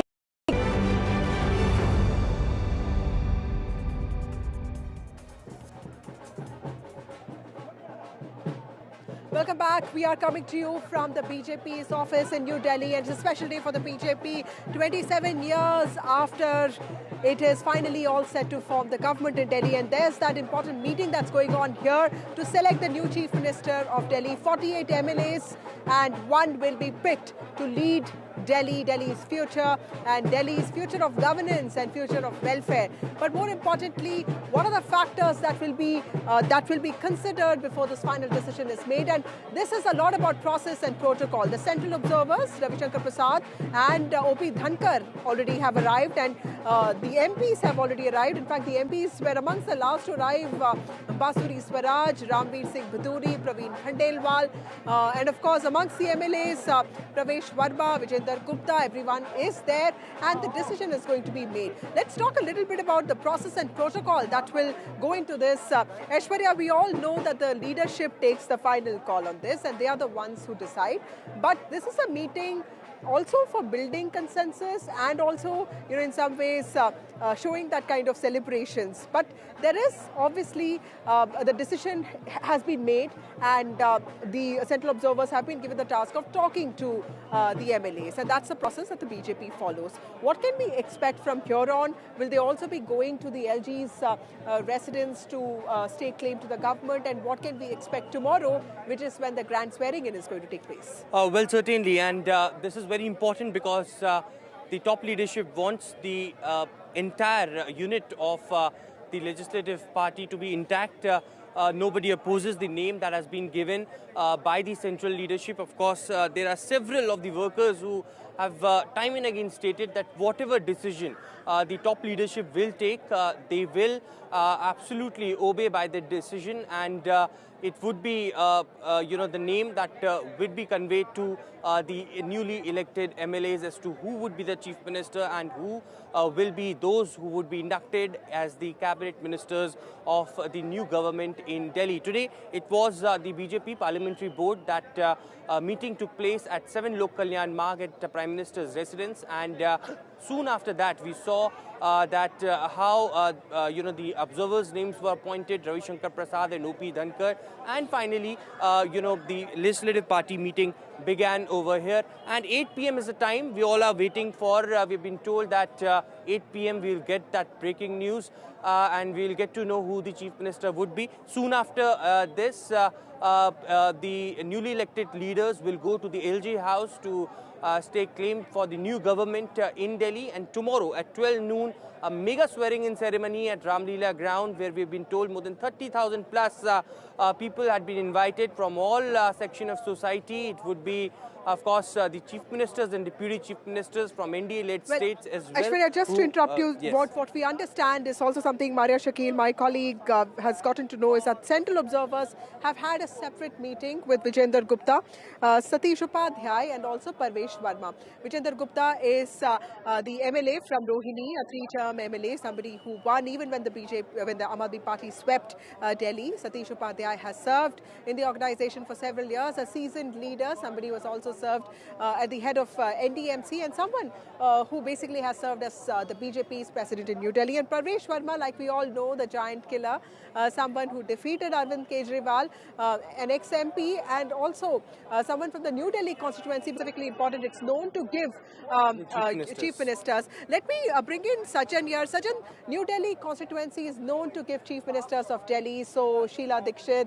So there's a lot of contention around Parvesh Verma, because Arvind Kejriwal also came from the same constituency. But this is Narendra Modi's government, and he has actually turned all these rules upside down. He's somebody who's known to take Independence Day celebrations outside the districts, outside the capital of Gujarat, someone who took G20 to different districts. Tell me how rigid or flexible there for long is the party under Modi, also known to defy many of them? Yes, Vasudha, see, the significance, these are all kind of the markers. And remember, Arvind Kejriwal defeated Sheila Dikshit. It was not only the defeat of Congress, but also Sheila Dikshit was defeated. And in a poetic justice, the same treatment has meted out to Arvind Kejriwal. So certainly he is a giant killer. Killer who signify, the ones who got defeated signified a new, expectation for a new wave of politics. So certainly, besides that, there are also the keen interest that who would be the chief minister. I think it's for the first time that everyone, not only in Delhi and BJP and in journalistic circle, but even we all are aware that from across the nation, whoever is in touch with everyone is willing to know, and they all are speculating. So that shows that whoever will be the chief minister, certainly entire nation is watching it with a keen interest, that what message it will signify. So in favor of Parvesh Verma, certainly these are one of the factors that not only he is the giant killer, but New Delhi constituency has been signifying something wherein you can say that this is about the place which doesn't signify just power but also aspiration. And to the credit of Parvesh Sharma, as has been said, not just he is a giant killer, he is also someone who doesn't come from specific caste identity. Well, He is the absolutely. And BJP Legislative Party meeting is underway at the BJP state headquarters over here. We've been told that the observers are meeting the newly elected MLAs in a group of 3 to 4. A separate meeting was held with Parvesh Sahib Singh Verma, Satish Upadhyay and Vijender Gupta as well. And certainly in just few minutes from now, we'll get to know who would be the chief minister. Is it going to be Parvesh Verma, the giant killer, somebody that a lot of people are expecting, or is it going to be Vijender Gupta, one of the senior most MLAs of the BJP, or Satish Upadhyay? But clearly, all eyes on Parvesh Verma versus Vijender Gupta. That seems to be the line here. But this is Narendra Modi's BJP. Anything is possible. So let's wait and watch while Aishwarya and I keep getting you all the latest from the BJP office in New Delhi. It's time for a short break. More news and updates on the other side.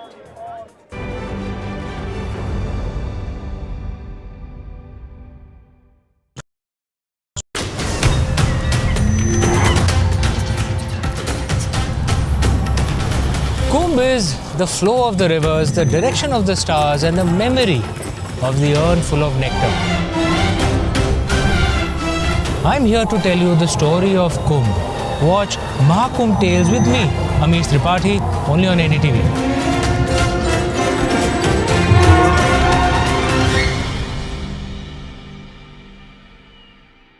I've been reporting on all issues big and small from Andhra Pradesh, Telangana, rest of South India, bringing you all the action, all that you need to know, all that you want to know. The energy of Maximum City is infectious. I bring in that energy in our news coverage from financial capital Mumbai. Covering from the southernmost part of India over the last 23 years, I bring in-depth and 360-degree coverage from the Dravidian heartland. The land of Mishti is also known for its bitter politics. I have seen much water flow under the Howrah Bridge, covering Bengal in all its vivid colors.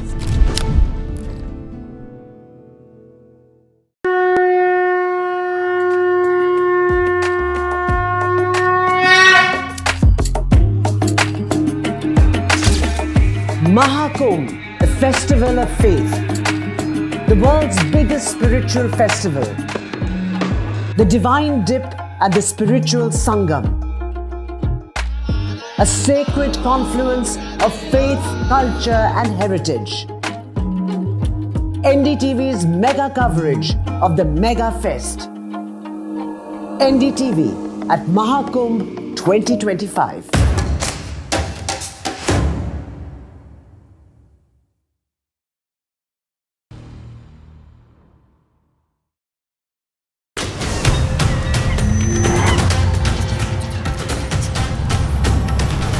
Kumbh is the flow of the rivers, the direction of the stars, and the memory of the urn full of nectar. I'm here to tell you the story of Kumbh. Watch Mahakumbh Tales with me, Amish Tripathi, only on NDTV.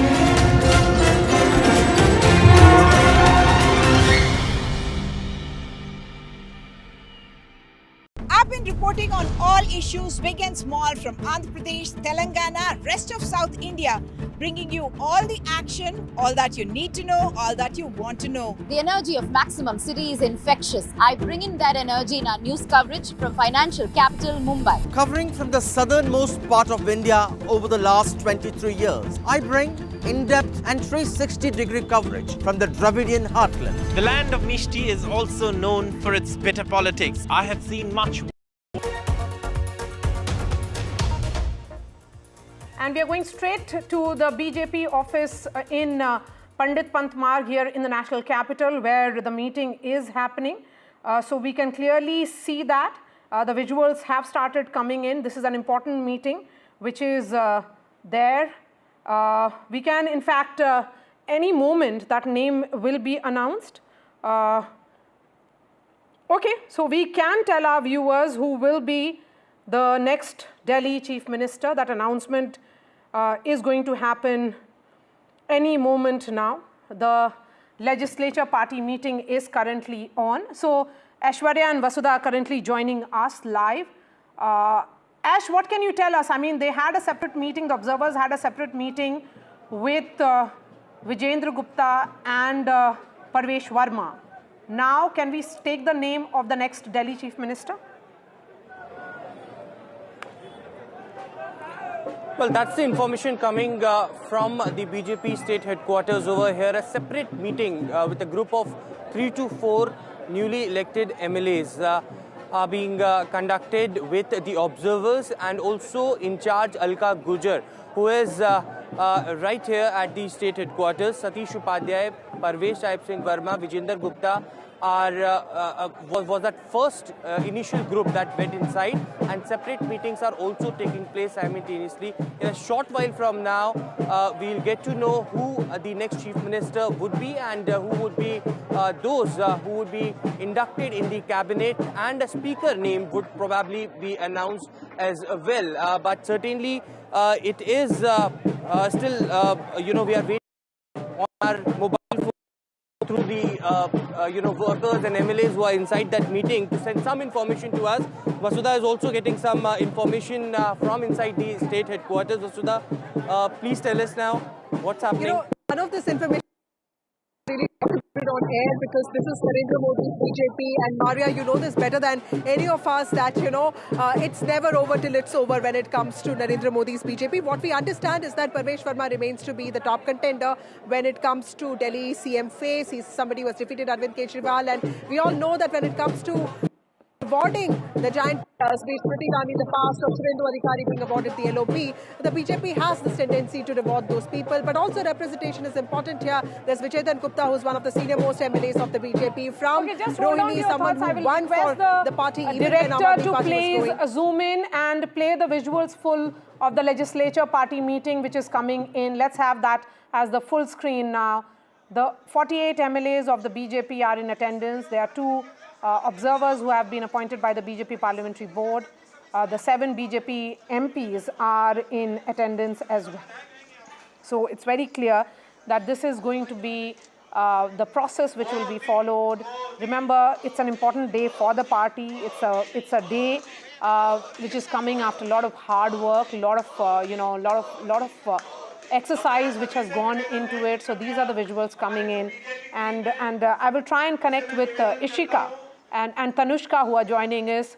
Tanushka is joining us from the Delhi BJP office. Tanushka, what can you tell us? Has the name been announced?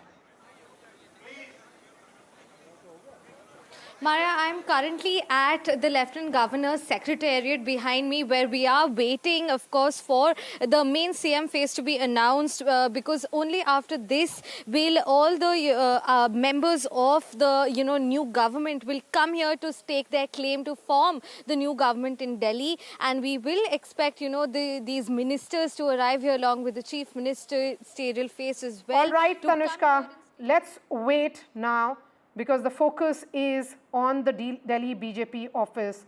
Let's shift focus to that. That's where the real action is. We will be going to, Aishwarya and Vasudha, who are joining us live. So can we say now that Rekha Gupta will be the next Delhi Chief Minister? So it's becoming increasingly clear that Rekha Gupta will be the Delhi Chief Minister now. It's becoming increasingly clear, and what will be the role, and why do you think the party would have chosen Rekha Gupta? Let's try and discuss that with Vasudha. Vasudha, Rekha Gupta, interesting woman choice. The party has had a woman Chief Minister in Sushma Swaraj. So Delhi is all set to get another woman Chief Minister now. And this time, it will be not really a first woman Chief Minister, because it will be Sushma Swaraj, then Sheila Dikshit, and then in all probability Rekha Gupta, who's likely to be the next Delhi Chief Minister. But the question, what do you think may have worked for her? Well, what I think is Rekha Gupta is somebody who's very senior in the organization. She represents Shalimar Bagh, one of the senior most women when it comes to organization life. And remember, Maria, when the BJP made D. Purudeshwari the state president of move. We've had chief ministers like Vasundhara Raje in the past. So clearly BJP also, this is Narendra Modi's BJP which brought in the women's reservation bill despite protests by several people. So clearly this is also one way of the BJP trying to make a mark here, making it clear that Delhi is ready, has been ready for a woman chief minister for long, and this is BJP trying to push the pedal here. We are also told that Parvesh Verma could also be accommodated in some ways, but as of now it is getting clearer that Rekha Gupta could be the chief minister. And I think the ability of Rekha Gupta to also steer the organization and keep everybody happy, make sure that she is the consensus face and take everybody along could have also played in her favor is what I understand. Yes, so Ash, we have had reporters Ishika, Tanushka speak to Rekha Gupta regularly, and here she is in all probability being named as the chief minister. Announcement any moment is what we are being told. Ishika, what are you picking up? All of you are where the action is. Well, certainly we are all at the action center. That is the Delhi BJP state headquarters, the 14 Pandit Pant Marg, and it is in fact becoming more clear that, the Delhi will now be having a woman chief minister as their face. So certainly Rekha Gupta is now, as per the sources, going to be the next chief minister of Delhi. The celebration, the dhols and nagaras have paused for a moment because we are waiting for the leaders to come outside, and then they will be beginning again. So, you can hear the dhol and nagara starting slowly because now the meeting is about to get over. It is almost clear now that this time it is going to be a woman chief minister that BJP has picked, and also, Parvesh Verma, who was in fact the one who had defeated Arvind Kejriwal, he's likely to get the deputy chief minister's post. So very, two big names that we have been discussing on NDTV since day one. Now finally it is becoming more and more clear. Announcement we are expecting will be very shortly because all the senior leaders are inside, the observers are also inside, but in a very short while from now they will be making this announcement public. So certainly then you can hear more and more of the dhol and nagaras once the leaders start coming out. Over to you, Maria. Yes, so let's get in guests now. Amitabh Tiwari joins us live. A word on Rekha Gupta, the BJP going the woman way. I think it's a huge message for the women constituency in Delhi, and I can see Geeta Bhatt as well. So on the screen we have three women present right now, Vasudhami and Geeta Bhatt. So clearly the message is very clear that it's about the woman power which is on display. Geeta Bhatt, a word from you on on Rekha Gupta. Well, as Maria, I think congratulations to the, as has been informed by you, that Rekha Gupta is the CM designate for Delhi. And I think she has the most important things which any party looks for in a face that they want to make face as a political leader is that, first of all, that person should have been the part of the Legislative Assembly of Delhi. Along with it, another important aspect is that the large communities which are there in Delhi, because no doubt it's a cosmopolitan city, but at the same time, the larger communities which are there, larger in number, there should be some representation and should have, long party organizational experience. So, she is, Rekha Gupta ji has been, she started her career as a student activist from Akhil Bharatiya Vidyarthi Parishad. She was, in fact, DUSU president, I think in 1996-97. And since then, she has been a councillor, and she has a long experience, organizational experience in the party. And especially the projection of the Bharatiya Janata Party in terms of the Nari Shakti Bandhan Adhiniyam, which they brought and expected to gain the reservation as the delimitation will take place by 2026, as it is expected. I think this definitely also gives a message that the women participation in decision making, in leadership, is something that this government what it has promised is wanting to deliver. All right.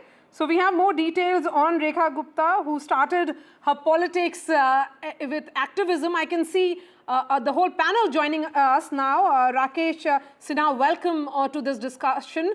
We have and other guests also joining us. Rashid Kidwai is joining us. We also have Naomi joining us, so welcome. Let's try and get more, how is this being viewed? This is massive and a huge message coming in from the BJP, Rakesh Sinha. The choice of Rekha Gupta signifies that the leadership's attitude towards the Indian political system.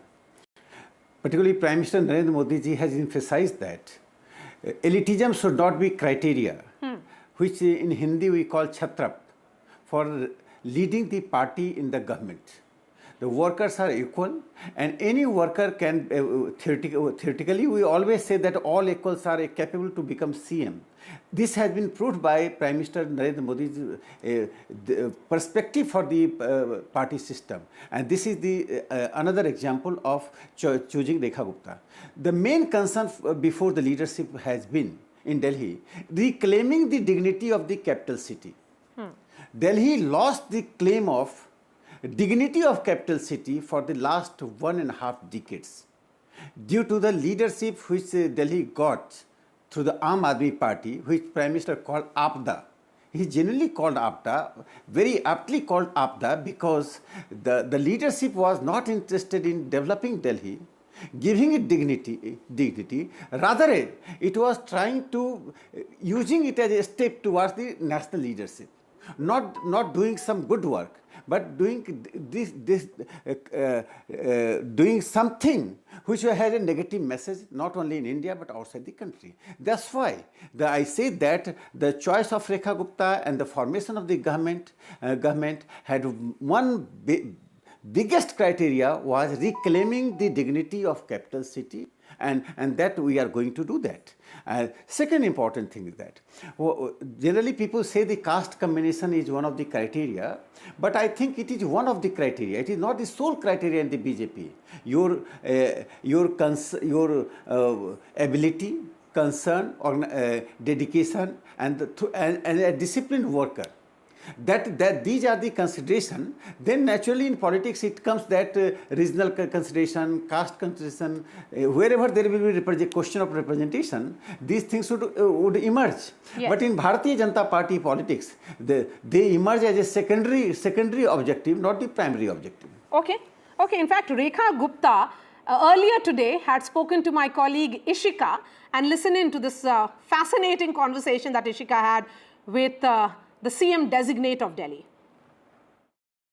Thank you for speaking to NDTV. Ma'am, you are a newsmaker right now at the moment, front runner for the name of the Chief Minister of New Delhi.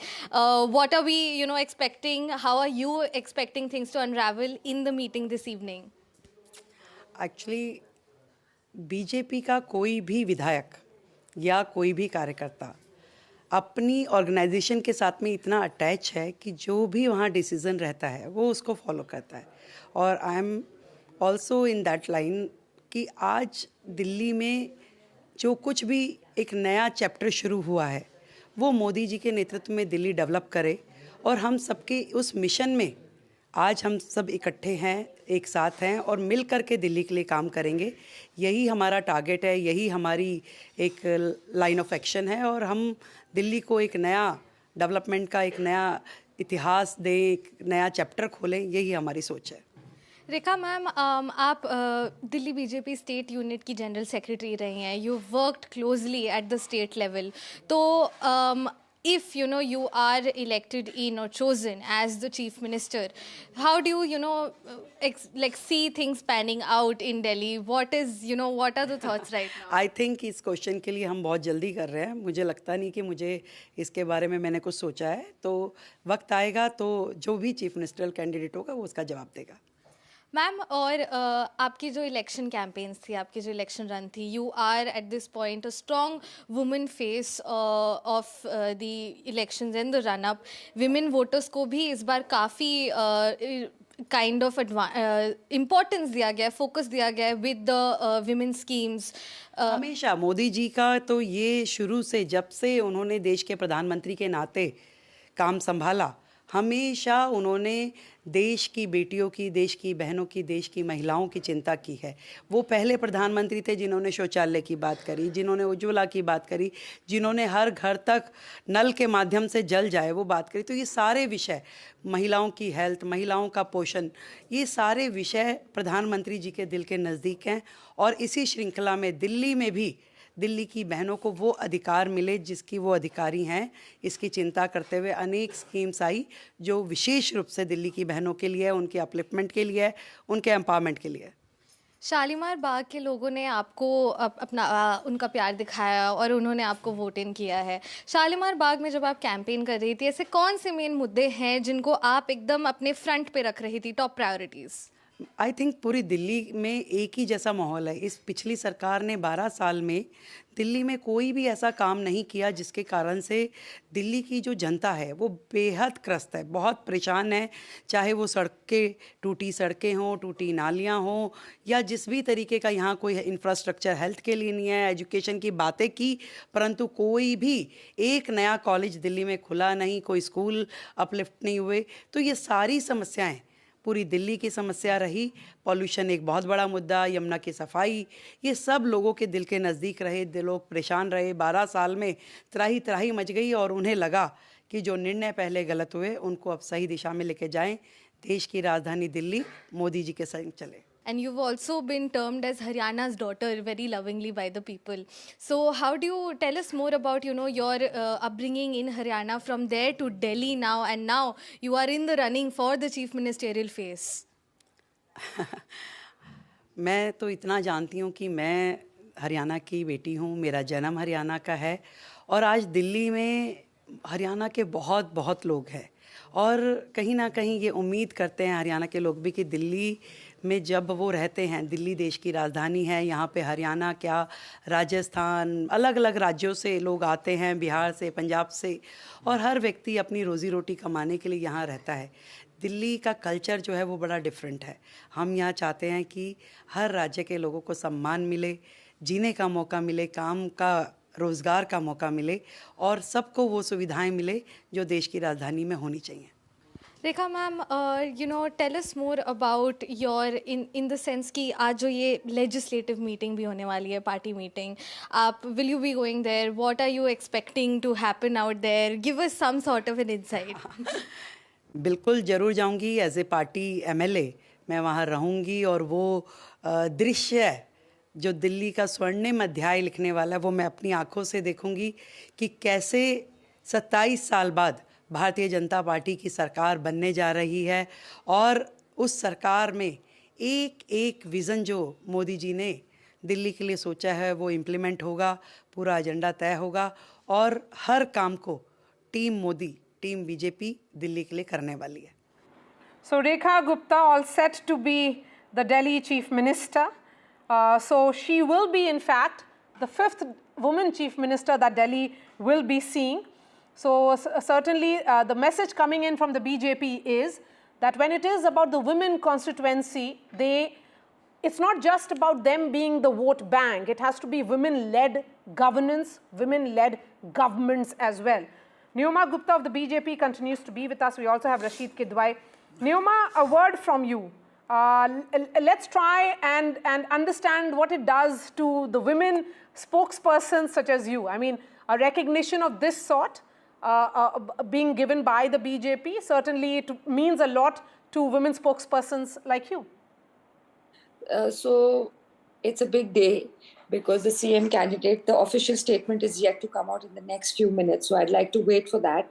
But being a spokeswoman of BJP has been an honor and a privilege because they definitely know how to respect a woman and give equal importance to men and women. So it's a political party which walks the talk of equality. And when it comes to the name of the CM candidate, it was a sure shot that, they would choose somebody who would be committed to the party with their visions and be popular amongst the fellow MLAs, because that is something which will, which was very imperative for everybody to work together for the progress of Delhi. We've seen the deplorable condition of Delhi in the past 10 years, and that's why they took their time, which was a parliamentary process, which is a protocol of the BJP system, to select a correct person who's going to take the flag forward. So being a woman of a political party of progress and development has been a complete honor, to say the least. Yes, so Rashid Kidwai, you have seen Sheila Dikshit in action. We have seen Atishi in action. I haven't really seen the functioning style of late Sushma Swaraj. What do you think Rekha Gupta brings on the table? She certainly has huge shoes of women leaders to fill in.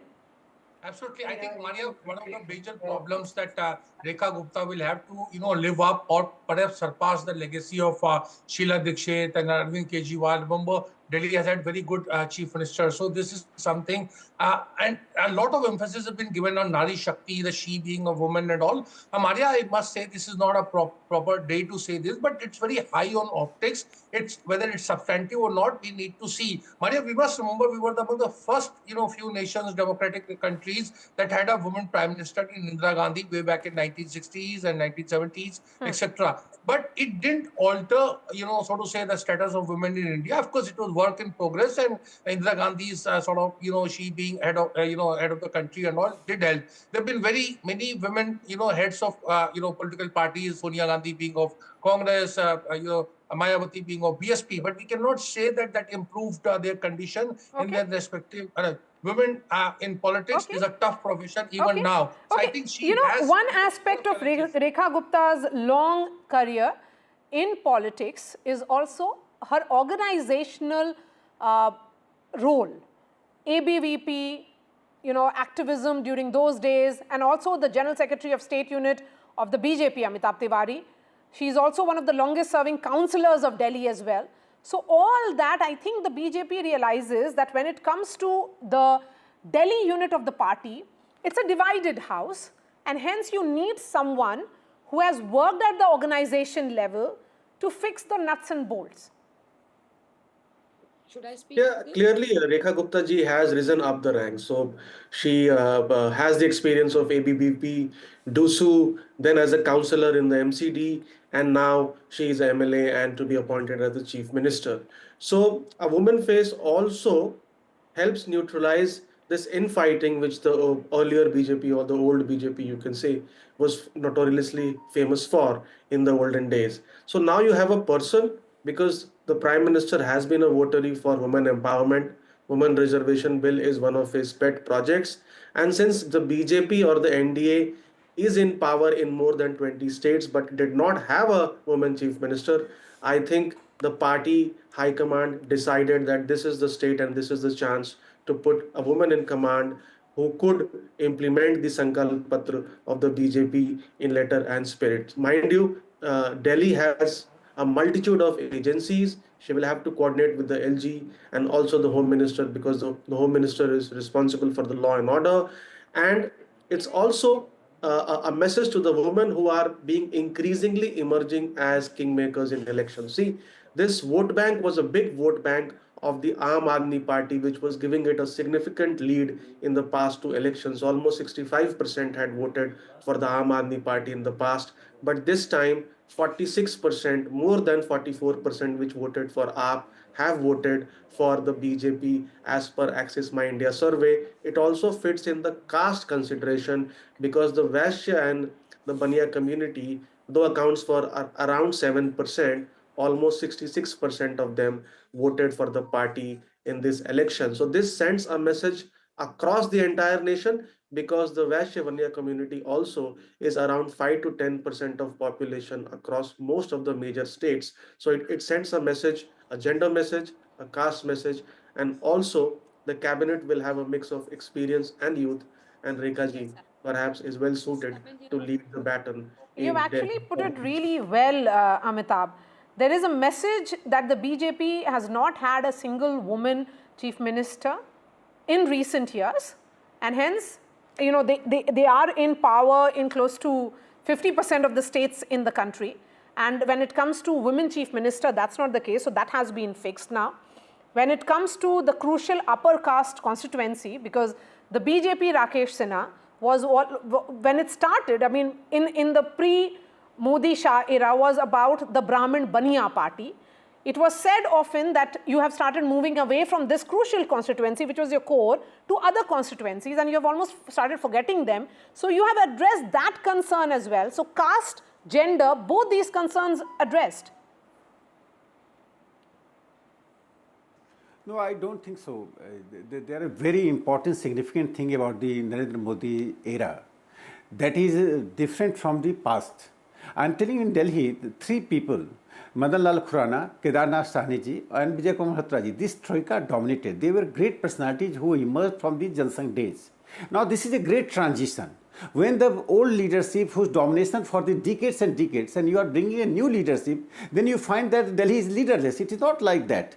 That's why I say that politics based on Chhatrap has ended, and the workers who are dedicated and working with the party program and policy, they are elected. Second thing that what I feel that which Rakesh Sinha ji, just hold on to your thoughts. In fact, now we have an official tweet coming from the Delhi BJP which says, heartiest congratulations and best wishes to Mrs. Rekha Gupta ji on being elected the leader of Delhi BJP Legislative Party. We have full faith that the state will progress under her leadership. It's a small tweet, but one that sends a message that it's all official. It's Rekha Gupta who will be the next Chief Minister of Delhi. She has huge responsibilities. But yes, go ahead, Rakesh Sinha, finish your point that the era of satraps is over. It's the era of the Janta, or should I say the era of the common workers of any political party. Look, it is not good for any democracy that you guess something that because this caste is dominating, so this caste will dominate in governance and politics.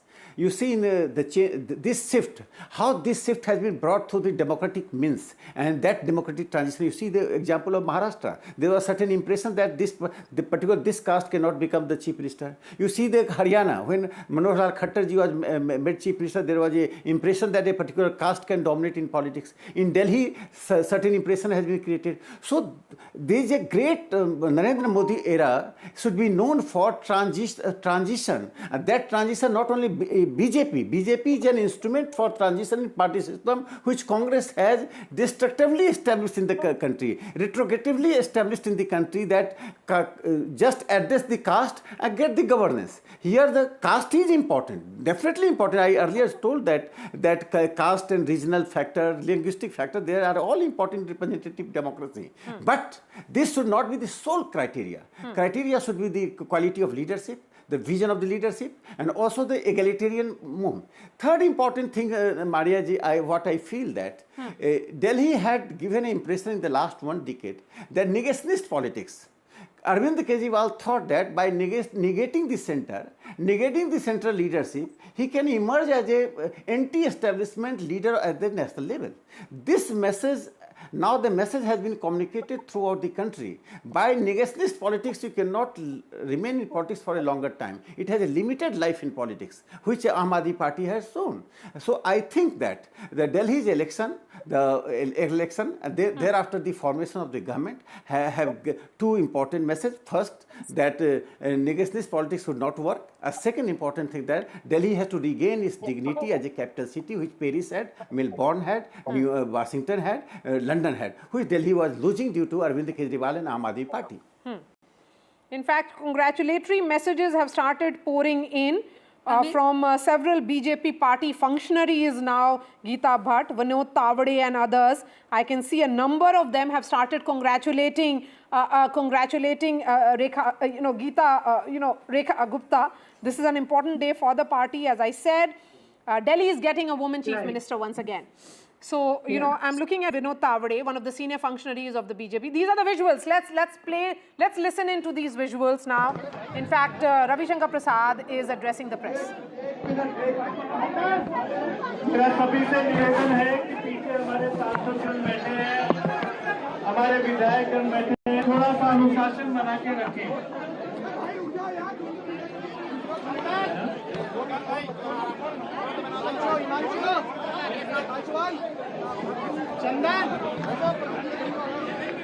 मित्रों,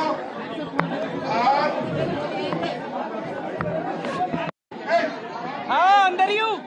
सर्वानुमति से प्रियंका गुप्ता जी को शांति भाजपा विधायक दल के नेता के रूप में चुना गया। 3 प्रस्तावक थे, वरिष्ठ नेता प्रदेश वर्मा जी, सतीश उपाध्याय जी और वीरेंद्र गुप्ता जी, जिन्होंने अनाउंस भी कर रहे हैं रविशंकर प्रसाद ने अनुमोदन किया। कर दिया अनाउंस कर दिया। फ्रीज यार, फ्रीज कैसे हो गया? सर्वानुमति से विधायक दल के नेता, अरे फ्रीज आ रहा है, फ्रीज आ रहा है, फ्रीज है। अरे रुक जाओ सर्वर 7 नहीं है, कर फ्रीज आ रहा है। मिल रहा है। अब आ रहा है थोड़ा सा लेफ्ट साइड, अभी रुको। अब आया 14 सर्वर 14 सर्वर 14 मिल रहा है, सर्वर 14 सर्वर 14 नरेंद्र यार बाइट हो रही है उधर। Okay, so announcement coming in by Ravishankar Prasad, who was the observer sent by the BJP Parliamentary Board, that Rekha Gupta. In fact, let's listen in to Rekha Gupta now.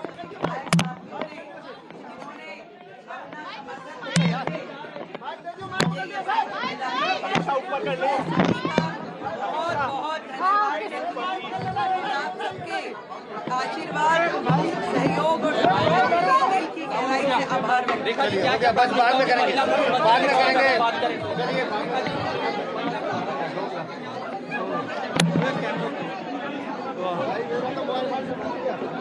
All right, so the picture is clear. It's Rekha Gupta all the way, and she will be the next Delhi Chief Minister.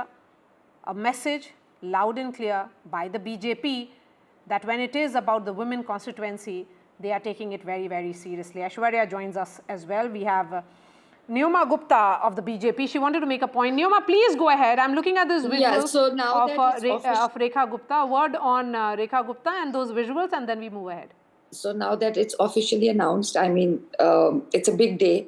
And, you know, one thing I can assure you, that whoever was picked as a Delhi CM, they will be supported also unequally by all BJP MLAs, and all 48 will work as one cohesive unit for the next 5 years.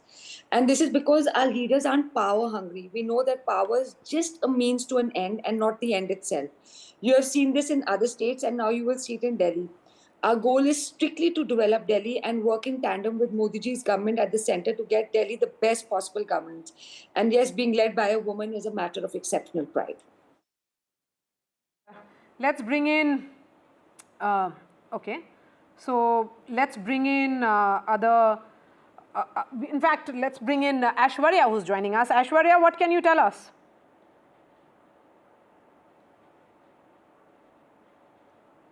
Ash, if you're able to hear me. Gupta ji को मुख्यमंत्री चुना गया है, और इसके अलावा क्या-क्या अन्य फैसले लिए गए? Speaker, deputy CM? कोई अभी ऐसा डिसीजन नहीं हुआ, सिर्फ विधायक दल का नेता चुना गया। 9 प्रस्तावक थे, 9 के 9 प्रस्तावकों ने रेखा जी का नाम लिया और सभी विधायकों ने हाथ खड़ा करके समर्थन किया। सभी लोग खुश हैं, महिला सीएम कुछ, सारे खुश, महिला के नाम से सब खुश थे।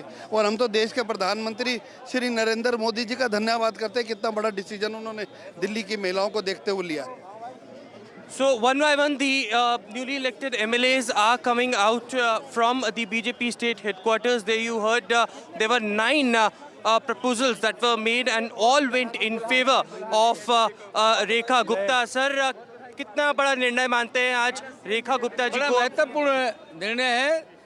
देश में महिलाओं का जिस प्रकार से योगदान बढ़ रहा है, और देश के यशस्वी प्रधानमंत्री आदरणीय नरेंद्र मोदी जी जिन कामों को लेकर आगे चल रहे हैं, उनमें महिलाओं का जो योगदान है, उसमें दिल्ली में मुख्यमंत्री के नाते बहन रेखा गुप्ता जी जिस प्रकार से आई हैं, मुझे लगता है कि दिल्ली के विकास में एक नई योजना के आधार के ऊपर दिल्ली विकसित, भारत विकसित, दिल्ली विकसित। कितने प्रपोजल्स थे सर इसमें, कितने लोगों ने समर्थन किया? 3 लोगों ने समर्थन किया, 9 लोगों ने अनुमोदन किया। अच्छा, इसके अलावा सर एक और बात, उसका समर्थन किया। कोई और फैसला भी लिया गया उप मुख्यमंत्री या नहीं हो? Well, there you can see Ravi Shankar Prasad now coming out along with Jay Panda and OP Dhankar as well from the state headquarters. BJP MPs also with them, and they will be directly heading to the LG's house where they will take the claim of the government in Delhi. Certainly, it was Rekha Gupta's name which has been finalized, and all the MLAs have really paved their way.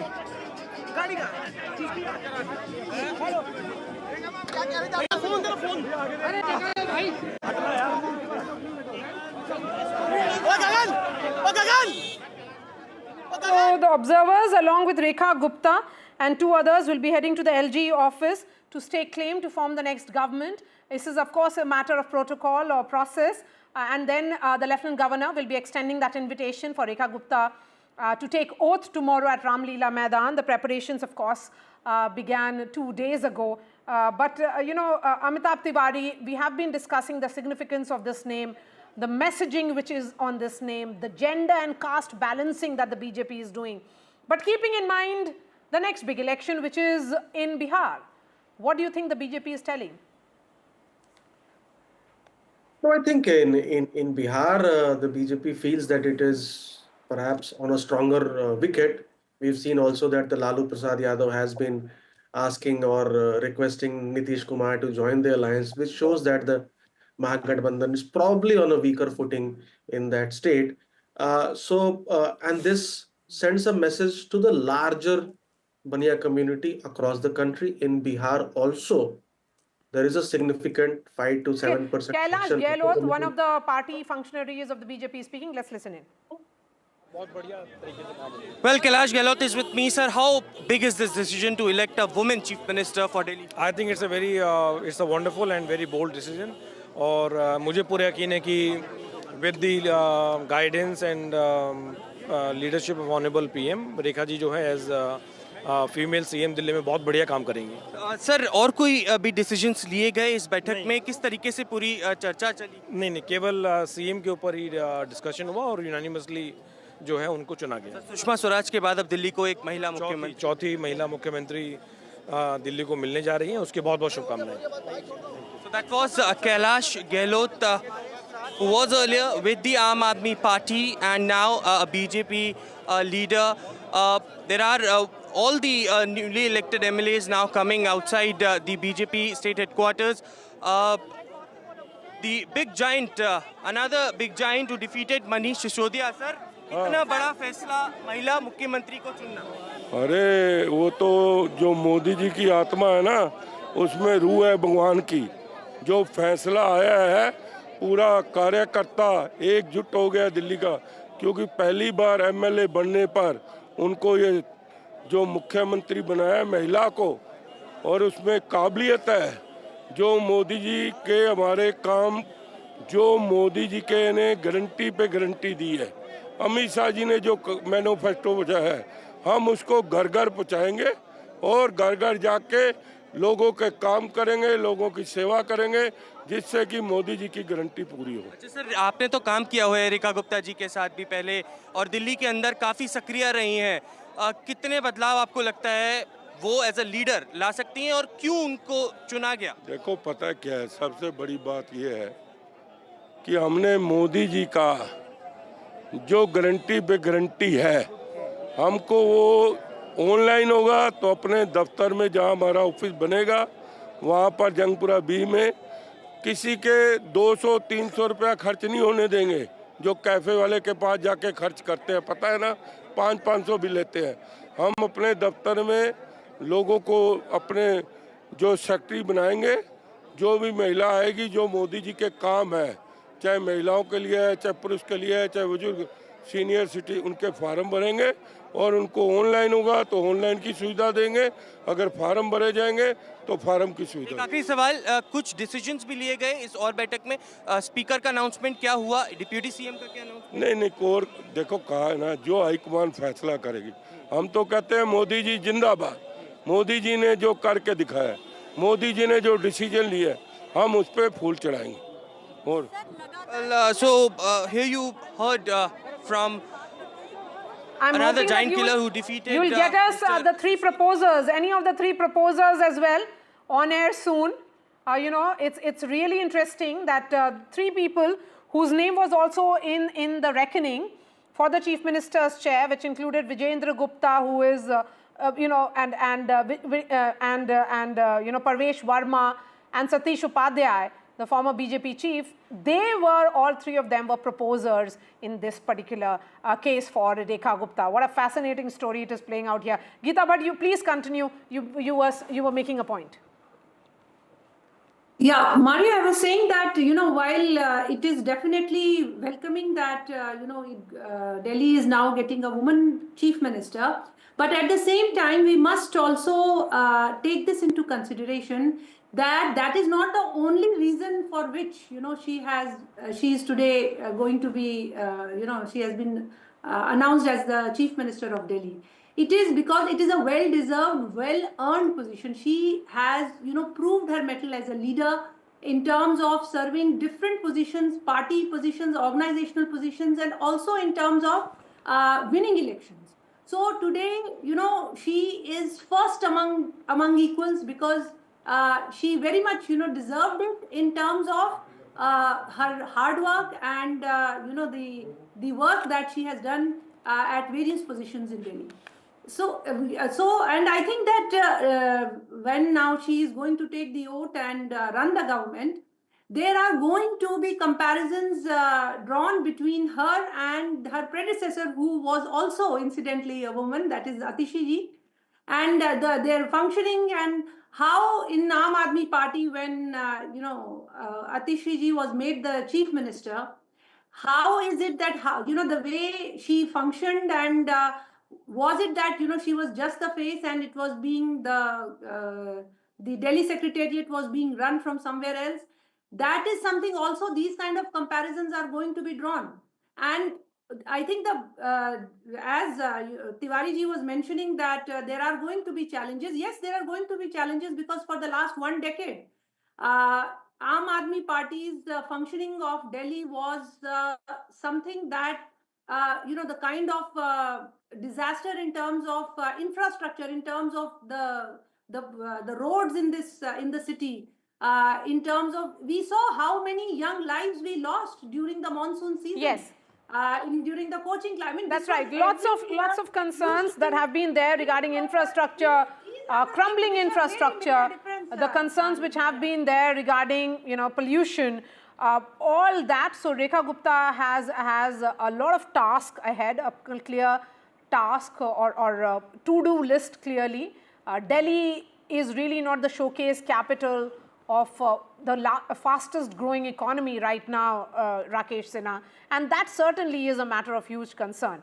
But I think the messaging in a woman chief minister of Delhi is huge, because the role of someone like her will send a message not only for the BJP cadres, but it's also opening the doors for other BJP workers as well. So I think the BJP pick in getting the gender right, and also it may have just got the caste right in this particular case.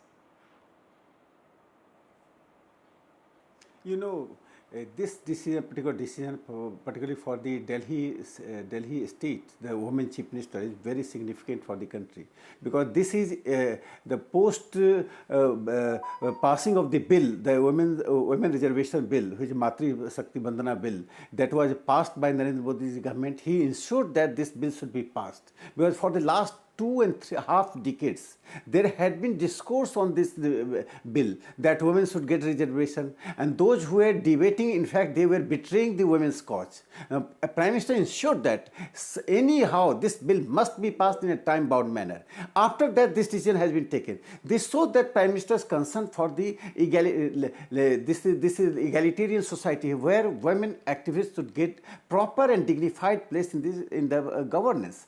One thing very important is that common workers who are defined as common workers, they are not common workers. They have uncommon qualities, but their qualities remain unexamined, unexplored. This regime in the Viksit Bharat, yani new era of Narendra Modi's era and Nehruvian era, there is a difference. Then it was a politics based on elites. Only those who get name, fame and the big signboard, they were considered as the holders of the big positions. Now, it is not the case. Anyone who has capability and dedication for the cause will get the chance. And this has been proved not in one case, it is not exceptional case. It is a general rule now in BJP. Second thing is that Prime Minister Narendra Modi's welfare measure has a very, very strong impact on the country's people, particularly women, villagers, tribals, Dalits, and marginalized people, which includes all the even so-called minorities community. This requires that double engine government. When there is a compatibility between the center and state, the development takes place for the benefit of the people. When there is a confrontation and there is a political rivalries that damages, which we have seen in the case of Delhi and we are seeing in the case of Punjab. Therefore, I consider that for a particular capital city like Delhi, where there will be compatibility, that's why I say that here there will be collective governance. All party workers, this is a kind of melting pot where the caste, community, regionalism and linguistic, all things get through the melting pot, and a common worker becomes the leader of the party in governance and their compatibility. Last thing, that you find that in West Bengal or Punjab and Delhi, the state governments have stopped many welfare measures of the Prime Minister Narendra Modi because they are afraid that after the implementation of these measures, their politics of negationism would be self-sabotage. It was self-sabotaging. Now this will erode. Now under Rekha Gupta, the Delhi government would follow the welfareist measures, and the case of Jamuna is very important. You see how Jamuna was a kind of not a climate discourse, it was turned into a political discourse. The pollution of Jamuna, pollution of the Delhi city. Every time we had debate on the pollution of Delhi city, we are all victims of this pollution. So these are the challenges. I think the government led by Rekha Gupta would successfully go through these challenges, and I think BJP right, has a Rakesh roadmap. Thank you it is so not much the for BJP joining us. without roadmap. I would request all of the panelists to continue to be with us. We are slipping into a short break. This remains our top focus here on NDTV. Delhi has got a new chief minister, and she's a woman. Her name is Rekha Gupta, who has strong organizational connect with the BJP. She has risen in the ranks, has had a background of ABVP, and also was serving as the State Unit General Secretary. A quick break, and then we discuss more about her.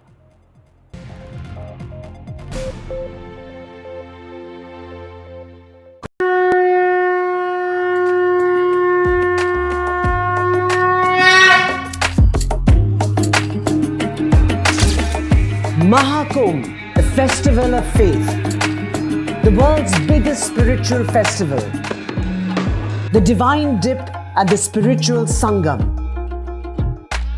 a sacred confluence of faith, culture and heritage. NDTV's mega coverage of the Mega Fest. NDTV at Mahakumbh 2025.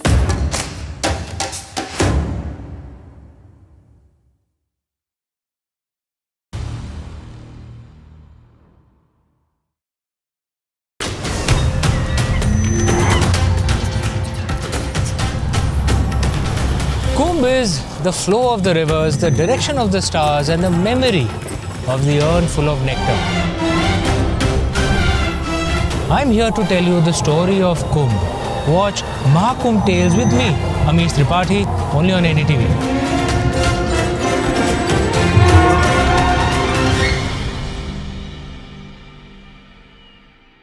I've been reporting on all issues issues big and small from Andhra Pradesh, Telangana, rest of South India, bringing you all the action, all that you need to know, all that you want to know. The energy of Maximum City is infectious. I bring in that energy in our news coverage from financial capital Mumbai. Covering from the southernmost part of India over the last 23 years, I bring in-depth and 360-degree coverage from the Dravidian heartland. The land of Mishti is also known for its bitter politics. I have seen much water flow under the Howrah Bridge, covering Bengal in all its vivid colors.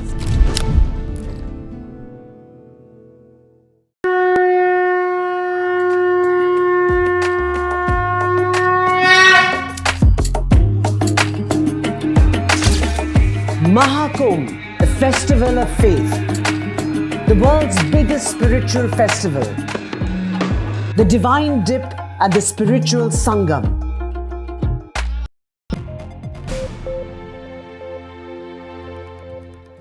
Rekha Gupta will be the next Delhi Chief Minister. She will be the 4th woman Chief Minister of Delhi. BJP has played the big woman card in her selection. There were 3 proposers to her name, which included Vijendra Gupta, Parvesh Verma and Satish Upadhyay. All of them were contenders for the top chair of Delhi. She will, of course, have huge shoes to fill in terms of the women chief ministers that the national capital has seen in Sheila Dikshit, in Sushma Swaraj, and also recently in Atishi. Let me go back to the guests who are joining us. Rashid Kidwai, a word on Sheila Dikshit and she's serving as the Delhi Chief Minister, you know, the grand aunt of Delhi as she was called. Yes, I think she started off very well. She was a surprise pack and, back-to-back victories and all. But the end, her political instincts were, became quite jaded and she lost her own election. And the Congress, became so distinct that since then, the Congress has been drawing zero. Coming back to, Rekha Gupta, Maria, a lot of your panelists are saying that, there is so many good things about her. I wonder what it took, the BJP, if she was ticking all boxes, for 10 days of, deliberation and consultation and suspense. If Rekha Gupta was such an obvious choice, they should have chosen in the day one. And second Rashid, I have a point here. As a journalist who has covered the party, secrecy and suspense is what they thrive in. So they were happy doing it. And one more thing. And they took time. Maria, women are 50% of country's population. The BJP and its allies are in power in 21, places, 21 states. Mr. Modi has been Prime Minister for 11 years. See, there is I don't see any reason of gloating over the fact that there's been a, first woman Chief Minister from the BJP side. Mamata Banerjee has already been there, 3 terms. Okay. So what I'm saying is so we have the first reaction coming in from the CM-elect, Rekha Gupta, who has put out that tweet where she's saying, I express my heartfelt gratitude to all the top leadership for trusting me and entrusting me with the responsibility of the post of Chief Minister. This trust and support of yours has given me new energy and inspiration. I pledge that I will work with full honesty, integrity and dedication for the welfare, empowerment and overall development of every citizen of Delhi. I am fully committed to this important opportunity to take Delhi to new heights. Yes, please go ahead. Yes, so what I'm saying is that gender part is very important, of course, but not that it always works. In case of, Sushma Swaraj, it, boomerang because BJP lost power within, weeks of her appointment as Chief Minister. Look at the case of Atishi also, it didn't work. So what I'm saying is we need to wait and watch whether this thing is going to work or not. The BJP is putting Rashid, to say that a woman chief minister may not work is really a wrong assumption here. No, I'm not saying that. That can I'm be saying about it took BJP 11 years. any chief minister. I mean, everybody has to be given at least 100 days in office to decide whether he or she is suited or not suited. I'm sure she will. I'm sure, Maria, she will do very well. She may surpass even Sheila Dikshit's record. That I'm not saying. I'm saying the BJP is gloating over, the BJP spokespersons and supporters are gloating over the fact that there is a, Nari Shakti, a woman chief minister. I'm saying it took them, 11 years since BJP came to power at center. The BJP is in power and its allies in 21 states. The point One being state, made here, 50%. The point being made here by Rashid, of course, we have the new plaque on air, which is double engine of Chief Minister in Rekha Gupta, and of course she'll be sworn in tomorrow, and Prime Minister Modi, that will be in play. But at play here, But the point being made by Rashid, I mean, one may say that that's a valid criticism. It's coming late, but nevertheless, it's coming, appointment of this nature is always welcomed. Please go ahead. Geeta. Well, Maria, Rashid ji is a very senior journalist, and with all due respect to him, I think there is a little, misogynistic approach in questioning whether Rekha Gupta ji deserves to be the chief minister and why it has taken so long. You see, I think every political party has an internal working system, and they have a right to take time in deciding who is going to be, to be the leader of a particular state or union territory. And that is what the time was taken. In between. The Prime Minister was also not in the country. He had gone abroad. So there were many factors. And as I was mentioning, it is important to note this, that she is definitely, it is a landmark decision in a way by the BJP Parliamentary Committee and its members, that a woman has been chosen as the chief minister. But at the same time, I mentioned, it is not just because she is a woman, but she has, it is well-deserved position. She has worked for umpteen number of years as a karyakarta for the party, has held many positions, organizational positions, party position, as well as she has proved her mettle being a political leader, winning elections. She has been a long-term councillor also. And yes, she also faced a defeat also in one of the elections. So, I mean, she is a seasoned political leader who I think we all must be happy about it, that there is going to be now a new government which is going to put Delhi on track in terms of its infrastructure, in terms of providing civic amenities to the people of this city, which was for the last decade. There has been a dearth of such initiatives. There has been too much of noise about doing advertisement, about doing things, but nothing happening on the ground. And for example, Maria, I would like to tell here that in University of Delhi, 12 of its colleges, which were 100% funded by Delhi government, the faculty and the non-teaching staff, they were getting their salary almost 3 to 4 months, in due course. Imagine, some people had to take out money from their provident fund accounts for their day-to-day needs. I mean, this kind of, inhuman, such violation of human rights was taking place. So there are many aspects where you look at the hospitals, they in a decade, they could not even make 3 of the hospitals which were announced by Sheila Dikshit ji functional in 10 years. They could not even do that. So, all this is going to come to an end, and I'm sure that the new team is going to ensure that they are going to live up to the expectations of the people of Delhi who have voted them in part. Okay. In fact, Home Minister Amit Shah has put out his reaction as well. In fact, if I were to read that, and I would ask the producer to put that on the television screens as well. I extend my congratulations and best wishes to Mrs. Rekha Gupta ji on being elected the leader of the BJP Legislative Party. I have full faith that you will work with the dedication in the direction of the resolution taken by Prime Minister Narendra Modi ji to make Delhi one of the top capitals of the world. I am confident that the BJP government under your leadership will work day and night to fulfill the hopes and expectations with which the mothers and sisters of Delhi have blessed the BJP. I think that underscoring Amitabh Tiwari of the point of the role of the woman voter here. Yeah, of course. I mean, I agree with Geeta ji that it's not the only factor which has helped her to become the CM, because she's risen up the ranks, has more than 30 years of experience in politics. But with, and Rashid ji's point, you can say, there I durust hai. I mean, when we have 50% voters and we had only one chief minister from the women folk across the country in a union of 30 states, I mean, we need more women participation, not only in politics, but even them occupying higher positions like the chief minister or a deputy chief ministers.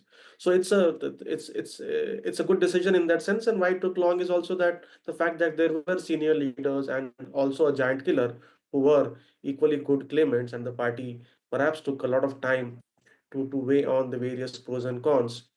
And we'll have to wait and see how this helps the BJP in future elections. You talked about Bihar. In Bihar, the women It's are a good essentially about constituency of the sending a message. They may have got the messaging right, but the larger implications will be about assessment in future. So thank you so much for joining us, Geeta Bhatt, Rashid Kidwai and Amitabh Tiwari on this broadcast. We have Aishwarya, who is from the BJP office, Delhi BJP office. He is with us as well. So Aishwarya, so all the leaders have now gone to the Lieutenant Governor's home to stake claim to form the government. That's part of the process, I would say. And then the Lieutenant Governor will invite Rekha Gupta to take oath tomorrow. What sources are telling me is that it will be Chief Minister +6. All caste, the Baniya caste, the Punjabi Khatris and the Dalits. These are important constituencies which have played a role in BJP's victory. All of them will find a representation in the Council of Ministers.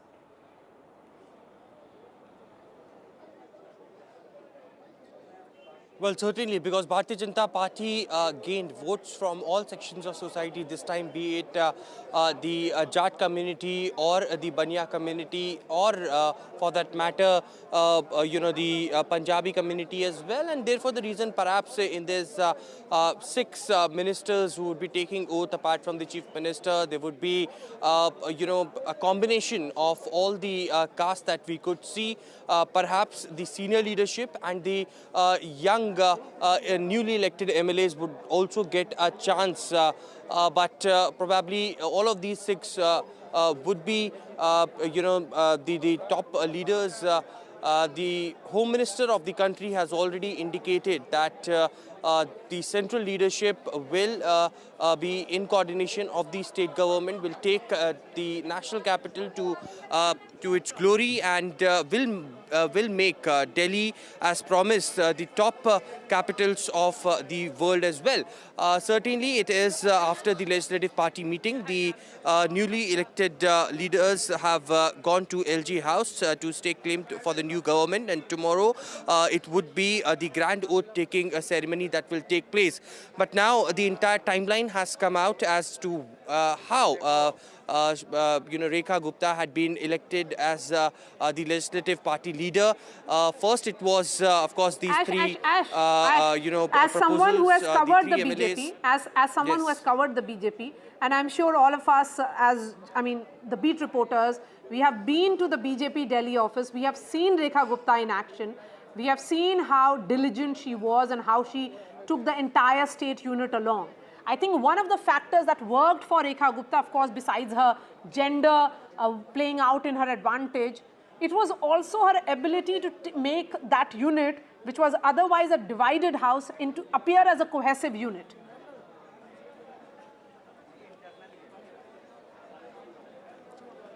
Well, and Bharatiya Janata Party certainly wants to make the organization more stronger in the national capital. After Vijender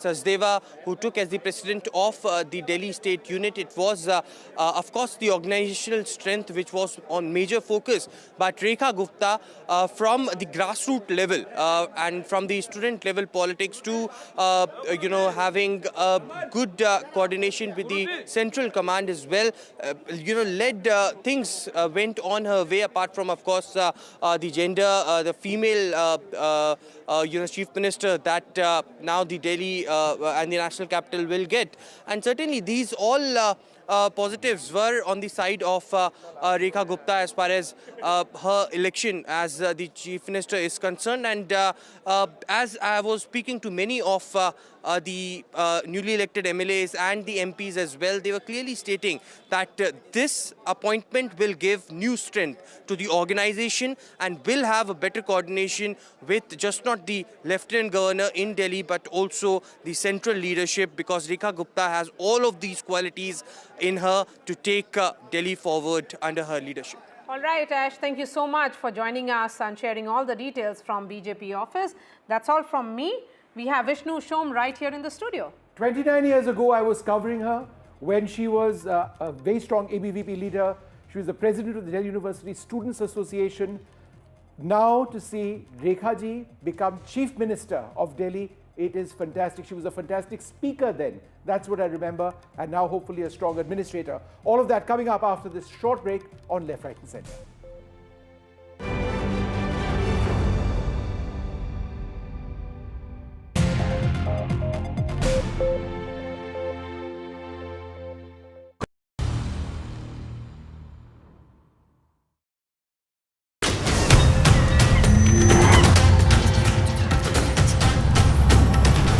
Kumbh is the flow of the rivers, the direction of the stars, and the memory of the urn full of nectar. I'm here to tell you the story of Kumbh. Watch Mahakumbh Tales with me, Amish Tripathi, only on NDTV.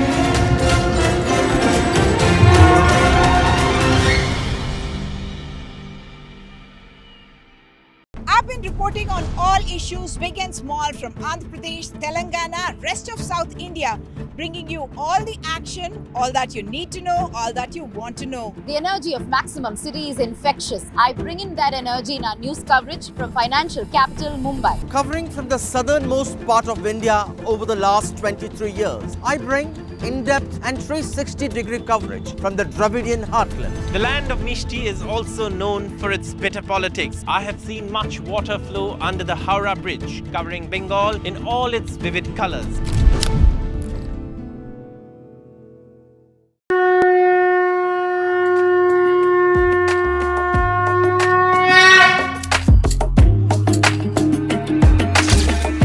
Mahakumbh, the festival of faith. The world's biggest spiritual festival. The divine dip at the spiritual Sangam. A sacred confluence of faith, culture and heritage. NDTV's mega coverage of the Mega Fest. NDTV at Mahakumbh 2025.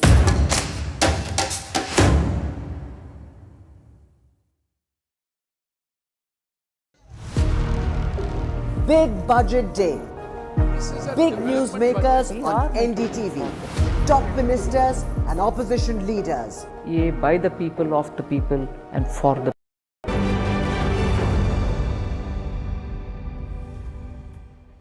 Good evening, you're watching Left, Right and Centre. Delhi has a new Chief Minister, a woman Chief Minister, Rekha Gupta, will be leading the Delhi government, a strong choice which reflects the priorities of the BJP.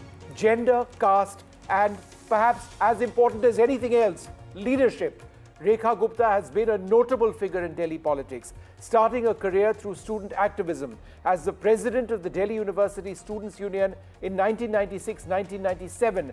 She served as a councillor in the Municipal Corporation of Delhi for 2 terms, representing Uttari Pitampura, and held various leadership roles within the BJP. She was General Secretary of the Delhi BJP, National Vice President of the BJP Mahila Morcha. She contested for the position of Delhi Mayor in 2022. That was not successful, but her most significant political achievement came just recently in the 2025 Delhi Assembly elections when she won from Shalimar Bagh, positioning her as frontrunner for the post of Chief Minister in Delhi. She is the Chief Minister of Delhi now. She's going to be sworn in Chief Minister designate presently.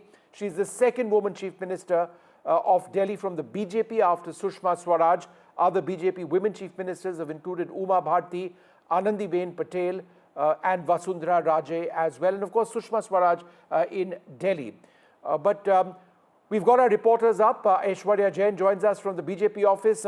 Ishika Verma from the Lieutenant Governor's office. Several BJP leaders have gone there. They're staking claim to form the government. There'll be a grand swearing in tomorrow. And Tanushka joins us live from the residence of Rekha Gupta as well. But first up, let me go straight across to the senior leader, Kiran Bedi, who's been watching all of these developments.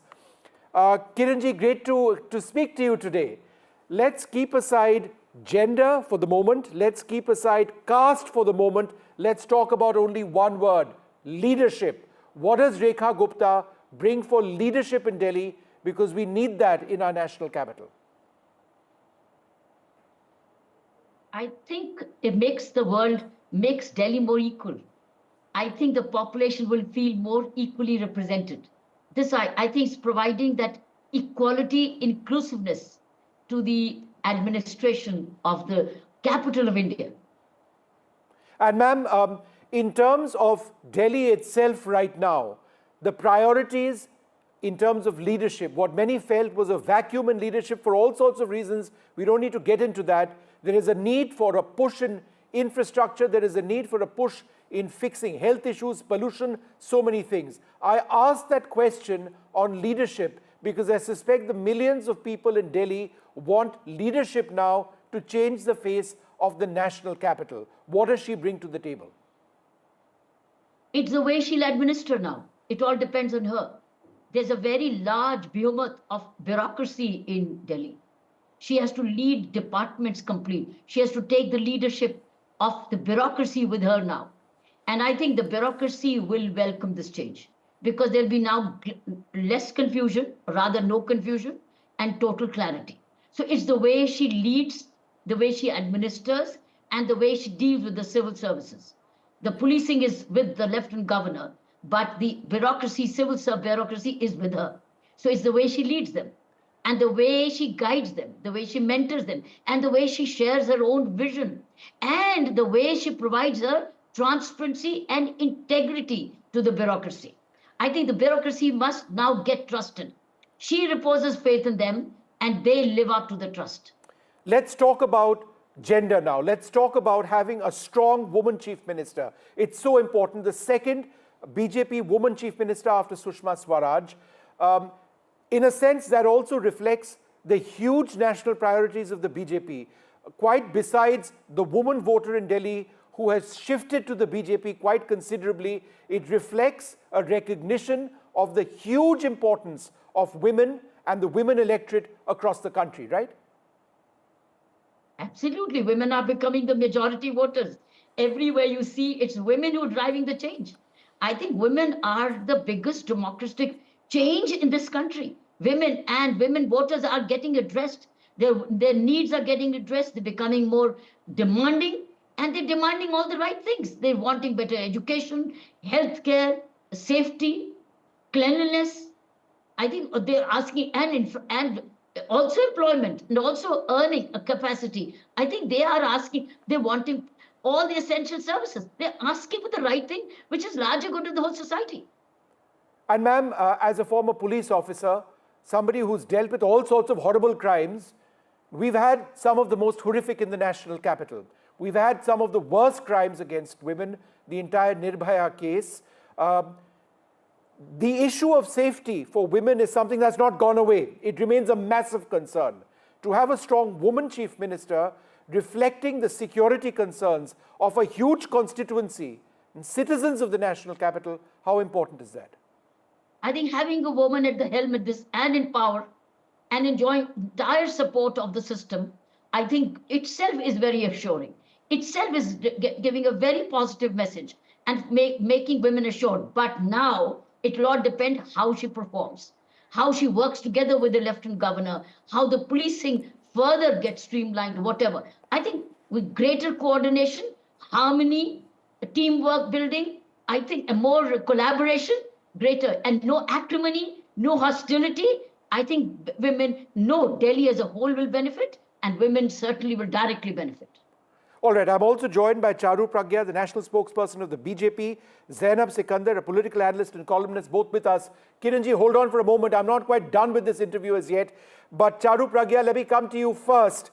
When I was a cub reporter, one of the first stories that I was sent on was to chase Rekha Gupta, who was contesting for the Delhi University Students Association. She was a very strong ABVP leader. I don't know what she spoke about then, but she was an incredible speaker. She was incredibly strong as a speaker, extremely vociferous. And now to see her 29 years later as Delhi Chief Minister, it's in a sense for me, I mean the full circle. But she brings with her, I think, experience. And that is my question to you. How important is that in leading, a national capital which is the size of many countries in the world? population-wise. Good evening, and let me begin by congratulating Rekha ji. You're absolutely right. She brings experience, she brings merit, she brings compassion, and she brings a dedication to the job, which I feel was sadly lacking in the last two chief ministers Delhi had, both Arvind Kejriwal and Atishi. So here is a woman I urge you to look at, not with the lens of the caste dynamics, religion dynamics, or gender dynamics. Correct. Here is a woman who's worked her way up. As you rightly said, she was a DUSU president. She's an old AVBP Karyakarta. She's a 3-time councillor in Delhi. She has immense knowledge and experience with civic issues that Delhi has been battling with. She is a part of Delhi's Mahila Morcha, also the National Mahila Morcha.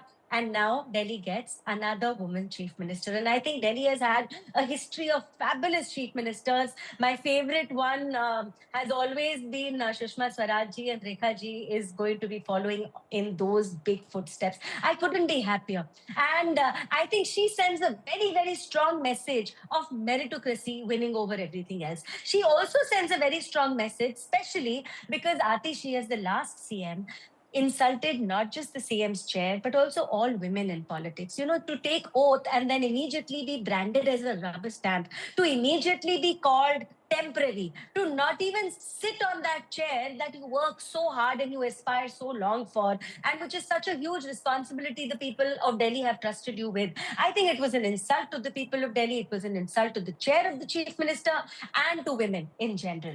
This is all that is going to change because Rekha ji enters Delhi now with Modi ji's vision. She is armed with Modi ki guarantee, which we have promised to deliver. We've already started working on ground. We have started cleaning the Yamuna. Evening Aarti has started at the Yamuna. If you see, all the MLAs have started doing the work which they promised in their campaigns in their own constituencies. We have promised before the 8th of March, 2,500 will be transferred to the women of Delhi. We have promised cylinders will be available for 500 rupees to everybody who needs it in Delhi before the 8th of March. So I think we're on the path to good governance. We're going to turn Delhi around, and finally we'll have a capital India is going to be proud of, a capital which does Charu, not always complain. Charu, the point that I think is so important, and you reflected it on yourself, and Kiranji reflected it a little while earlier on. While gender is something we can look at from a political standpoint, the BJP's national priorities, she's been picked because of her capability. It's not just gender. She's been picked because of her political experience, her capability, and I want to go through that. She's been the president of the Delhi University Students' Union, 96-97, a councillor in the Municipal Corporation of Delhi, not one term, but 2 terms. She held various positions in the BJP, General Secretary of the Delhi BJP, National Vice President of the Mahila Morcha BJP. She contested unsuccessfully as Delhi Mayor. She comes with that experience, and now this crowning achievement. So we are looking at an extremely seasoned politician. That's what people who have voted, irrespective of which party they may have voted for, they want leadership because they want their lives to improve, right? That's what this is about. I'm glad you're speaking about meritocracy because, you know, far too many times women are just looked at from a gender lens. Exactly. And Rekha ji is changing all of that. She's the second serving chief minister in India right now after Mamta ji. And even Mamta ji can never play the gender card because she gets elected because people are choosing her and it's not gender that comes first. And that's a very, very strong message to give to people. And I want to say one more thing. Our Prime Minister Modi ji has again and again talked about women-led empowerment. He's again and again talked about women-led development. And Rekha ji is going to be somebody who's going to embody that in word and in spirit because she's going to lead Delhi to Viksit Delhi. We've been talking about basic things that need to be fixed, you know, air, water, pollution issues, traffic issues, so many things that we need to work on in Delhi, which should have been done in the last 11 years. So here is someone who's armed with the skill set and with the support and with the vision that is needed to make all these dreams of India's capital come true. And you know, Charu, I want you to reflect on another point. The process of selection, yes, the BJP took time, but that had to do perhaps with the fact that the Prime Minister wasn't here. But when the decision had to be made, there was 100% endorsement from all of those who could well have been chief ministers themselves. And I want to go through the timeline briefly, get you and my other panelists to reflect on that. 7:50 p.m., the legislature party meeting of the BJP begins. O.P. Dhankar, Ravi Shankar Prasad, Jay Panda, Kaul Parvesh Verma, Satish Upadhyay and Vijendra Gupta, each of them could well have been Chief Minister. They were told that all three will propose the name of Rekha Gupta as Chief Minister of Delhi. And that's what they did, right? No fuss, very simple. This is the way, this is what we've decided, get on with the job. What does that reflect in terms of the decision-making process of the BJP in picking a leader? I believe that a lot lies in the fact that the leader who's going to be picked is going to be one which comes with complete support and consensus of all the other MLAs. That's immensely important. Also, faith in the fact that all 48 of them are equally capable of leading Delhi. And that's a wonderful thing. The kind of discipline and the kind of dedication Bharatiya Janata Party works with, whether it is at the time of elections or after losing elections or after winning elections, it's amazing. And I say this time and time again, no other political party can match Bharatiya Janata Party when it comes to dedication for the party, discipline at the party office. And this has been very, very visible time and time again. I also think that, like I've been saying all this while, merit plays a huge role, discipline plays a huge role, and also the fact that everybody comes together to talk about things. And when people are discussing timeline, let me also just make one more observation. The previous CM's term ended today, and the new CM has been announced today. So we are right on time. This didn't take longer than expected. Tomorrow she will be sworn in, again right on time. Let's go straight across to NDTV's Aishwarya Jain, who joins us. Aishwarya, what's the process now? Several BJP leaders have gone to the LG's, the Lieutenant Governor's house. It's taking claim at this juncture. So give us what is happening right now in terms of that process.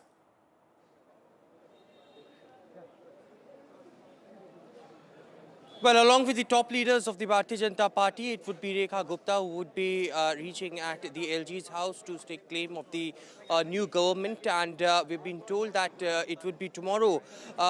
Three stages which had been prepared at the venue of oath-taking ceremony at Ramlila ground. It is on the main stage.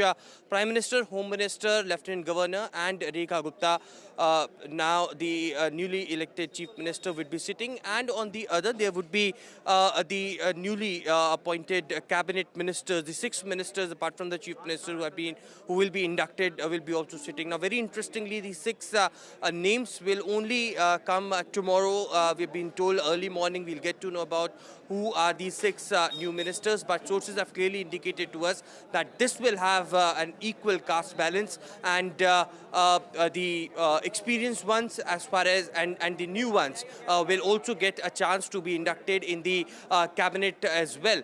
So after the governor will give and will agree to this the letter that he will receive, he will be inviting them to Ramlila ground tomorrow to take oath, and it would be sharp at 12 noon there, where we will be witnessing the mega oath-taking ceremony with 30,000 plus attendees who would be the part of Aishwarya, ceremony. as we run these pictures from inside the residence of the LG, we are waiting for Mr. Vinay Kumar Saxena, the Lieutenant Governor of Delhi, to actually come.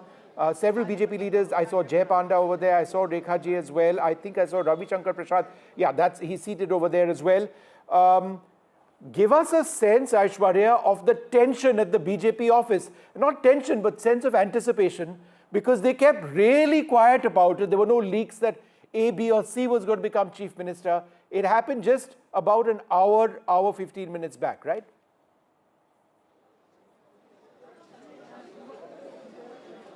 Well, and I was here at the BJP state headquarters when all the action was unfolding. It was a complete silence on the part of the workers who were waiting outside. Of course, there were celebrations, Dhol Nagaras continuing outside the BJP state headquarters, and BJP workers waiting just outside that particular hall where the legislative party meeting went for almost 1 hour or so. But as the leaders came out and we got the timeline of what happened, actually, it was a very straight timeline that we got 3 observers, 2 observers first met the three proposers, and they were told that they need to announce the name, and the 9 newly elected MLAs second it, and all of those unanimously welcomed that decision, as the BJP workers were clearly stating that whosoever would be this chief minister, it would be Delhi which will flourish. And of course, when Rekha Gupta's name emerged, it was resounding as far as the workers are concerned, and all got very much energetic as well, because such a name that they were expecting. Of course, Rekha Gupta's name was doing the round since yesterday, because of her of her experience in the past, and how she can manage with the coordination of Lieutenant Governor in Delhi and also with the central leadership as well. Okay, Aishwarya, hold that thought. Let me happy bring in a faces couple of can be quick seen now reactions. at the state Let me go headquarters straight as across. tension came. Just hold on for half a second. Aarti, Jairat, let me come across to you. Any surprises over there? Did you expect somebody else? Aarti. No, actually, right from the beginning, I did think that the BJP would choose a woman, because women have become a very important constituency for Prime Minister Modi and the BJP. They have been doing an outreach in all the states, as you remember, through the election campaign, not just in Delhi, but in Maharashtra and in Madhya Pradesh and everywhere. They've been reaching out. Now, I'm not saying that gender was the only criteria, on which they chose Rekha Gupta. Yes, she has a wealth of political experience. She's been a committed, loyal ABVP worker, president of DUSU, and so on. But, I think gender does play an important role. And I think, especially for Delhi, which is an urban center, where you really don't have to worry about caste and creed and so on, but you really look for, bettering people's lives. I think women make much more empathetic leaders. They empathize with the issues that face people who live in urban centers like Delhi: education, school, clean drinking water, healthcare facilities, better roads. We have seen, they have done studies in panchayats across the country where women have been leaders, or have headed panchayats, and they found that, these are issues on which women concentrate. And these are the issues that are facing Delhi today. So I think that, a woman chief minister would definitely be much more empathetic to the problems facing Delhi and would work on them in a far more dedicated and emotive way than a man would. So I am, as a woman, I am very happy that we have another woman chief minister. Sheila Dikshit left behind a great legacy. Even Atishi, for the short term that she was there, was praised by the LG as being, somebody who worked well. So I think women make great chief ministers, and in an urban center like Delhi, it's a great choice to have a woman. All right, you use the word empathy. We'll talk about that in a moment, but let me go straight across to my colleague Ishika, who's at the residence of the Lieutenant Governor. Give us a sense, Ishika, of what's happening around you. What is the process at this stage?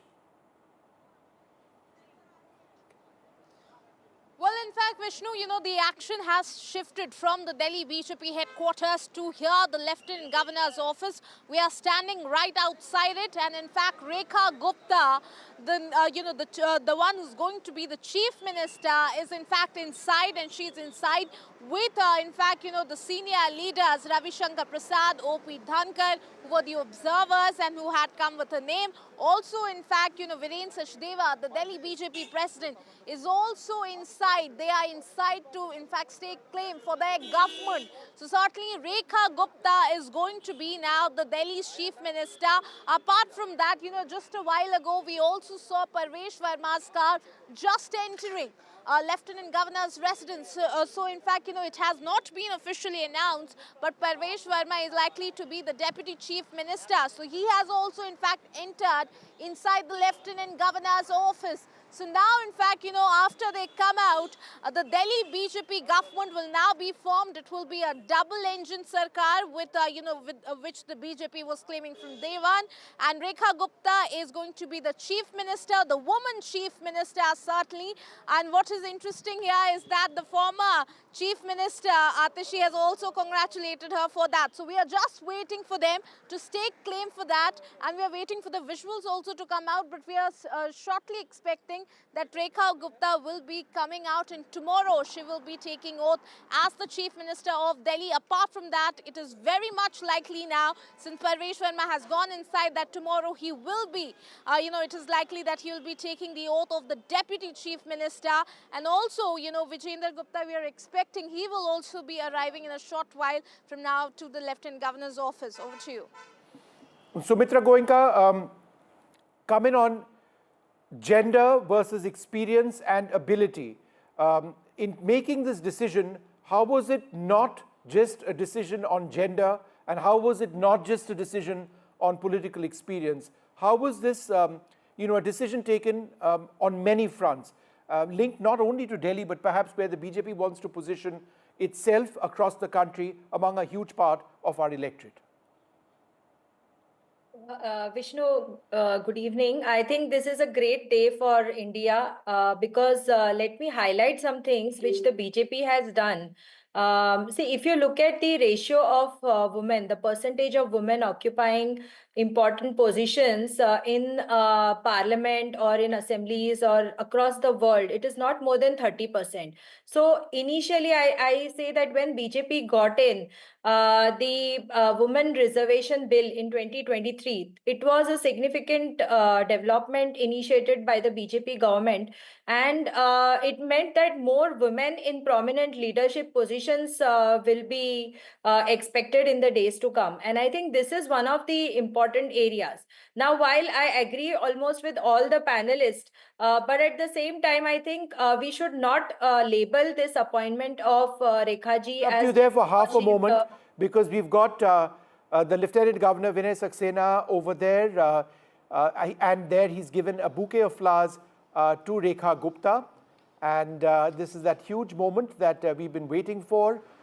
There was a sense of tension, anticipation, all of it, but at about exactly 8 p.m. in the evening is when it became clear that Rekha Gupta, the foremost woman leader of the BJP in Delhi and one of its finest leaders, keep the gender bit aside, is going to be the next Chief Minister of Delhi. These images from inside the Lieutenant Governor's residence, where there's a bouquet of flowers given by Rekha ji to the Lieutenant Governor, and then there was a garland as well. And tomorrow it's going to be a huge day, because that's when she's going to be sworn in as Chief Minister. Let's go back to my colleague Ishika, who joins us. Ishika, give us a sense of what's happening tomorrow, because it's going to be the swearing in at the Ram Leela grounds. The BJP is going to leave no stone unturned. It's going to be a huge occasion for them, for Rekha Gupta, for the millions of the national capital. The images that we have on our screen are of senior BJP leaders Ravi Shankar Prasad, Jay Panda, Rekha Gupta and others speaking to the Lieutenant Governor. But tell us what's going to happen tomorrow and when.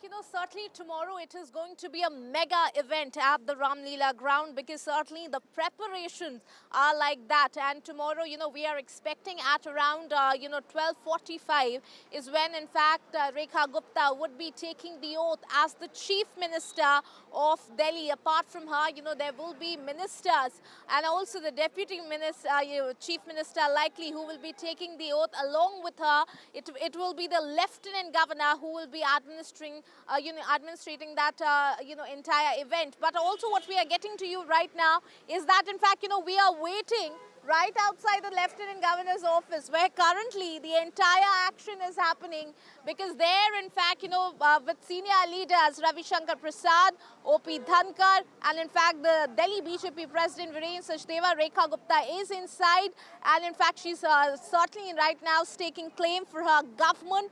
And that is when, in fact, it is after 27 years that the BJP will be making a comeback to power. She will be the second woman woman chief minister by the BJP in Delhi. So that will be certainly very interesting visual to see. And, we are expecting that by tomorrow morning, likely that the name of the other cabinet ministers will also be out. We are expecting a crowd of 25,000 to 30,000, to be gathering at the Ramlila Maidan for this mega event tomorrow. There are special invitees for this event. You talk about farmers, you talk about the beneficiaries of, the union government schemes, and also, in fact, priests and saints, renowned, singers are also going to be, invited for this event. So all the preparations are almost over. In fact, it is in fact over, and tomorrow at around 11:45 is what we will be getting the visuals of the Delhi government. Absolutely, we'll be cutting right across to the Ramlila grounds. 11:40 is when it's going to start, but we're going to be live from early tomorrow morning in the build-up to the next Chief Minister of Delhi. The woman there on your screen, Rekha Gupta, becoming the next Chief Minister. Zainab Sikandar, let me come to you. You've been waiting, Zainab, very patiently. In as much as we are speaking about the Chief Minister designate, let's talk about the Deputy Chief Minister, likely Parvesh Verma. He had a good chance of being Chief Minister. He was a giant slayer in these elections. What does he bring to the table, and how do you see them working as a team? He has to be a All team right, hold player. on, Zainab, hold on. We've got that letter handed over. So here's the moment. The letter handed over by the BJP to the LG, and I think it's on the basis of this that the LG will now invite the BJP to form the next government of Delhi, one where Rekha Gupta, presently Chief Minister designate, will be sworn in as the Chief Minister. There will likely be a Deputy Chief Minister as well, and others being sworn in. The BJP coming back to power in the National Capital Region 27 years after, in Delhi, 27 years after they were in power last. Ravi Shankar Prasad going through the papers. This is a list, obviously, of all of those who won the elections, all of the MLA designates, and it's on the basis of this, it's a legal document, it is a legal request that on the basis of the support that they have, that they form the next government. This is something which is it's just a technicality at this stage, but it is something that has to go through the process of being vetted, and that's what the Lieutenant Governor is doing. He's going through the papers over there, but make no mistake about it, a huge, huge occasion as the BJP gets set to form the next government. Zainab, I interrupted you then, but please go ahead with what you were saying. Let's talk about the moment first. The Lieutenant Governor going through the papers, and the pictures on our screen really telling a wonderful story. Just your thoughts as you see this. To be honest, as a woman, I feel very proud whenever any woman, be it of any party, takes a role, a leadership role. It's always a proud moment. And, the conversation around gender, I would like to point out one thing. Usually, the female gender has been used against us, so many times, to not give us opportunities. So when I see our gender being used to give us an opportunity, it's also a very great thing. The future is female. Is Rekha Gupta ji the CM today just because she's a woman? No. But the fact that being a woman is one of her USPs, because, it appeals to one of the largest demography, which is, women, and it also, like Aarti ji rightly pointed out, female leaders are naturally seen to be very empathetic. So I just feel that being in a position today, she's been a foot soldier of BJP. She's been working, as a student leader in DUSU, secretary, president, 3 times councillor, South Delhi MCD's, chairman. And then, she even was pitted against Shelley Oberoi last time when, the MCD election was happening. So all in all, she's worked really hard, and really she's gone from bottom to right up. So it really shows that, it's a moment of merit winning. It's a moment where now women can use their gender as a USP, to climb up in leadership, because the fact of the matter is women are being seen as big players in leadership roles. Women are even, you have to understand, women even vote en masse. There is a very well-known fact that, if the woman of the house votes one way, the whole house will vote that way. So I just feel this is such a celebratory moment for, us as women. And it's, and I also want to point out one thing. There is some divine order that makes sure that in Delhi, a woman is always in a leadership role, be it Sushma Swaraj, Prasad ji, be it Sheila Dikshit ji. And imagine in the term of Arvind Kejriwal, when nobody could have imagined anybody taking power besides Arvind Kejriwal ji or Manish Sisodia ji, out comes Atishi ji and she becomes the CM. So there are some powers above that want a female sitting in power in Delhi. And I'm so happy Rekha Gupta ji has taken on that role. She truly deserves it. She has a lot, that she has done in the last 30 odd years that she's been in politics, and she truly deserves it. Sujata Pandey, if you look at the demographics, not just of the National Capital Region, but also across the country, and the BJP's consolidation of the woman voter, it's been done through various means, not least of all through various schemes which directly appeal to women who, in many instances, control how household expenses are actually spent.